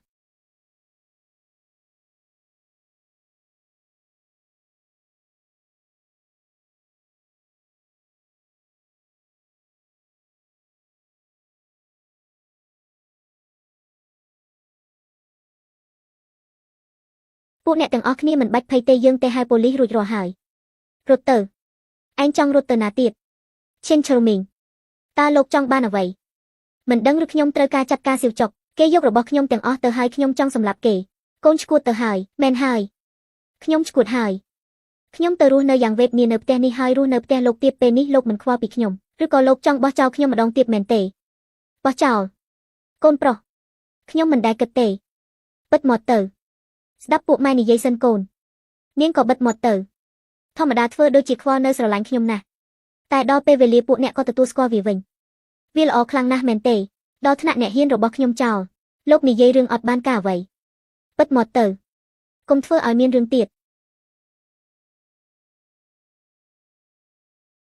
មើលទៅគេដឹងថាលោកធ្លាប់ពិបាកយើងធ្វើគ្រប់វិធីដើម្បីឲ្យលោកបានសុខស្រួលពួកអ្នកកំពុងតែមើលងាយខ្ញុំពួកអ្នកមិនដែលគិតថាខ្ញុំខ្លាំងអ្វីឡើយហើយប្រើវិធីបែបនេះធ្វើជាអាណិតខ្ញុំឲ្យផ្លូវខ្ញុំមែនទេកូនប្រុសនេះមិនមែនជាការដូចកូនគិតទេពួកយើងជាក្រុមគ្រួសារតែមួយអ្វីទាំងអស់ខ្ញុំខូចមកគឺដោយសារពួកអ្នកទាំងអស់គ្នាទេពិតមែនពួកយើងជាអ្នកធ្វើឲ្យឱកាសម៉ែម្ដងទៀតទៅម៉ែនឹងចិញ្ចឹមកូនឲ្យបានល្អចិញ្ចឹមចង់ធ្វើអ្វីដាក់ខ្ញុំទៀតសៀវជប់អ្នកដឹងទេថានៅផ្ទះពីមុនចំពោះនៅពិបាកយ៉ាងណាទេសូម្បីតែសម្លៀកបំពាក់ភួយដណ្ដប់ខ្លួនក៏គ្មានដែរខ្ញុំរស់នៅយ៉ាងវេទនាបាយដែលខ្ញុំញ៉ាំសាច់មួយដុំក៏គ្មានដែរសៀវចៅលោកនៅតែមួយត្រកូលច្រើនយ៉ាងសប្បាយហើយខ្ញុំចោះខ្ញុំស៊ីមិនឆ្អែតខ្ញុំវេទនាខ្ញុំរងាខ្ញុំគ្រាន់តែចង់ស៊ីទៀតខ្ញុំត្រូវការស្លៀកលាបបំពាក់មានភួយដណ្ដប់បាត់រងានឹងគេខ្ញុំសួរលោកដាក់វេទនារបស់ខ្ញុំលោកទទួលបានអត់កូនប្រុសម៉ែសុំអង្វរឲ្យម៉ែសុំទោសកូនក៏សុំទោសម៉ែពួកអ្នកទាំងអស់គ្នាសុំទោសខ្ញុំជឿនជាងមីងបានហើយលោកមានជីវិតល្អហើយហេតុអ្វីលោកក៏មិនទទួលយកការពិតព្រោះតែលោកសៀវជប់លោកដូចជាខ្មោចដែលនៅខួរក្បាលខ្ញុំរហូតនៅភ្នែកអ្នកទាំងអស់គ្នាមានតែលោកមិនមានខ្ញុំឈួតបែបនេះក៏ដោយសារតែលោកច្រើនជាងមីង មានអ្នកណាធ្វើបាបលោកទេត្រកូល share ចូលចិត្តលោកគេចាំលោកក្នុងចិត្តត្រកូលច្រើនទៅស្រឡាញ់លោកវិញនៅកៅផ្នែករបស់ពួកអ្នកទាំងអស់គ្នាខ្ញុំគ្មានអ្វីល្អជាងលោកទេមិនមែនទេកូនប្រុសកូនចាំឈ្មោះខ្លួនឯងបានអត់កូនជាកូនដែលម៉ែស្រឡាញ់ខ្លាំងណាស់ទោះកូនមិនទទួលស្គាល់ម៉ែនៅចាំពេលដែលកូននៅតូចកូនប្រុសឈៀវម៉េងម៉ែនៅចាំកូនរហូតម៉ែបីកូនតាំងពីតូចកូនប្រុសហាហាជីវមីងព្រះច័ន្ទពិភពលោកដ៏ស្អាតទាំងរងាទាំងខ្មៅម៉ែយំធ្វើអ្វីច្រើនជីវមីងលោកមើលមិនយល់ទៀតមែនទេម៉ែស្រឡាញ់លោកណាស់ម៉ែស្រឡាញ់លោកជាងគេបង្អស់ស្រឡាញ់ជាងខ្ញុំទៀតហើយថែមគេក៏ស្រឡាញ់លោកជាងខ្ញុំទៀតដែរគេបោះខ្ញុំចោលដើម្បីយកលោកវិញខ្ញុំនិងគ្រួសាររបស់លោកសន្យាជាមួយគ្នាហើយពួកគេលងធំសេដ្ឋកិច្ចជាមួយខ្ញុំព្រោះតែចង់ឲ្យលោកធ្វើបន្តកម្រៃពាក់កណ្ដាលពួកយើងបែងឲ្យលោកទាំងអស់គឺមានន័យថាលុយដែលខ្ញុំរកបានទាំងអស់គឺជារបស់លោកពួកយើងធ្វើបែបនេះហើយនៅគិតថាពួកយើងអត់ខ្វល់ពីលោកមែនទេមិនពិតទាំងអស់មិនពិតទេនៅកែភ្នែករបស់ពួកគេមានតែលោកតើឯងចង់ធ្វើអ្វីជ្រាវមីងឯងចង់ធ្វើអ្វីជឿមីងកូនចិត្តត្រជាក់សិនទៅពួកលោករបស់ខ្ញុំចោលមកដល់ហើយម្ដងទៀតច្រើនជីវមីងចិត្តត្រជាក់សិនទៅគេគ្រប់គ្នាបារម្ភពីលោកណាស់បារម្ភពីខ្ញុំពួកអ្នកទាំងអស់គ្នានឹងនិយាយបែបនេះវាយឺតពេកហើយទៅងប់ទាំងអស់គ្នាទៅជីវមីងកូនម៉ែកូនប្រុសសម្លាញ់ជឿនជាងមីងកូនប្រុសរបស់ម៉ែកូនប្រុសកូនខ្ញុំមីង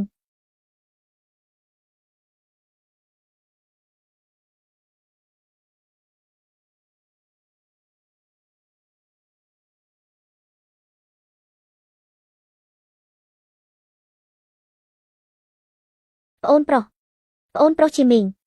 ពាក់ស្បែកជើងថ្មីទៅបងទិញឲ្យប្អូនទៅផ្ទះជាមួយបងវិញបងប្រុសយកប្អូនទៅផ្ទះប្អូនប្រុសចាំបងយកប្អូនទៅផ្ទះសូមអរគុណទស្សនាភាគ1រហូតដល់ភាគបញ្ចប់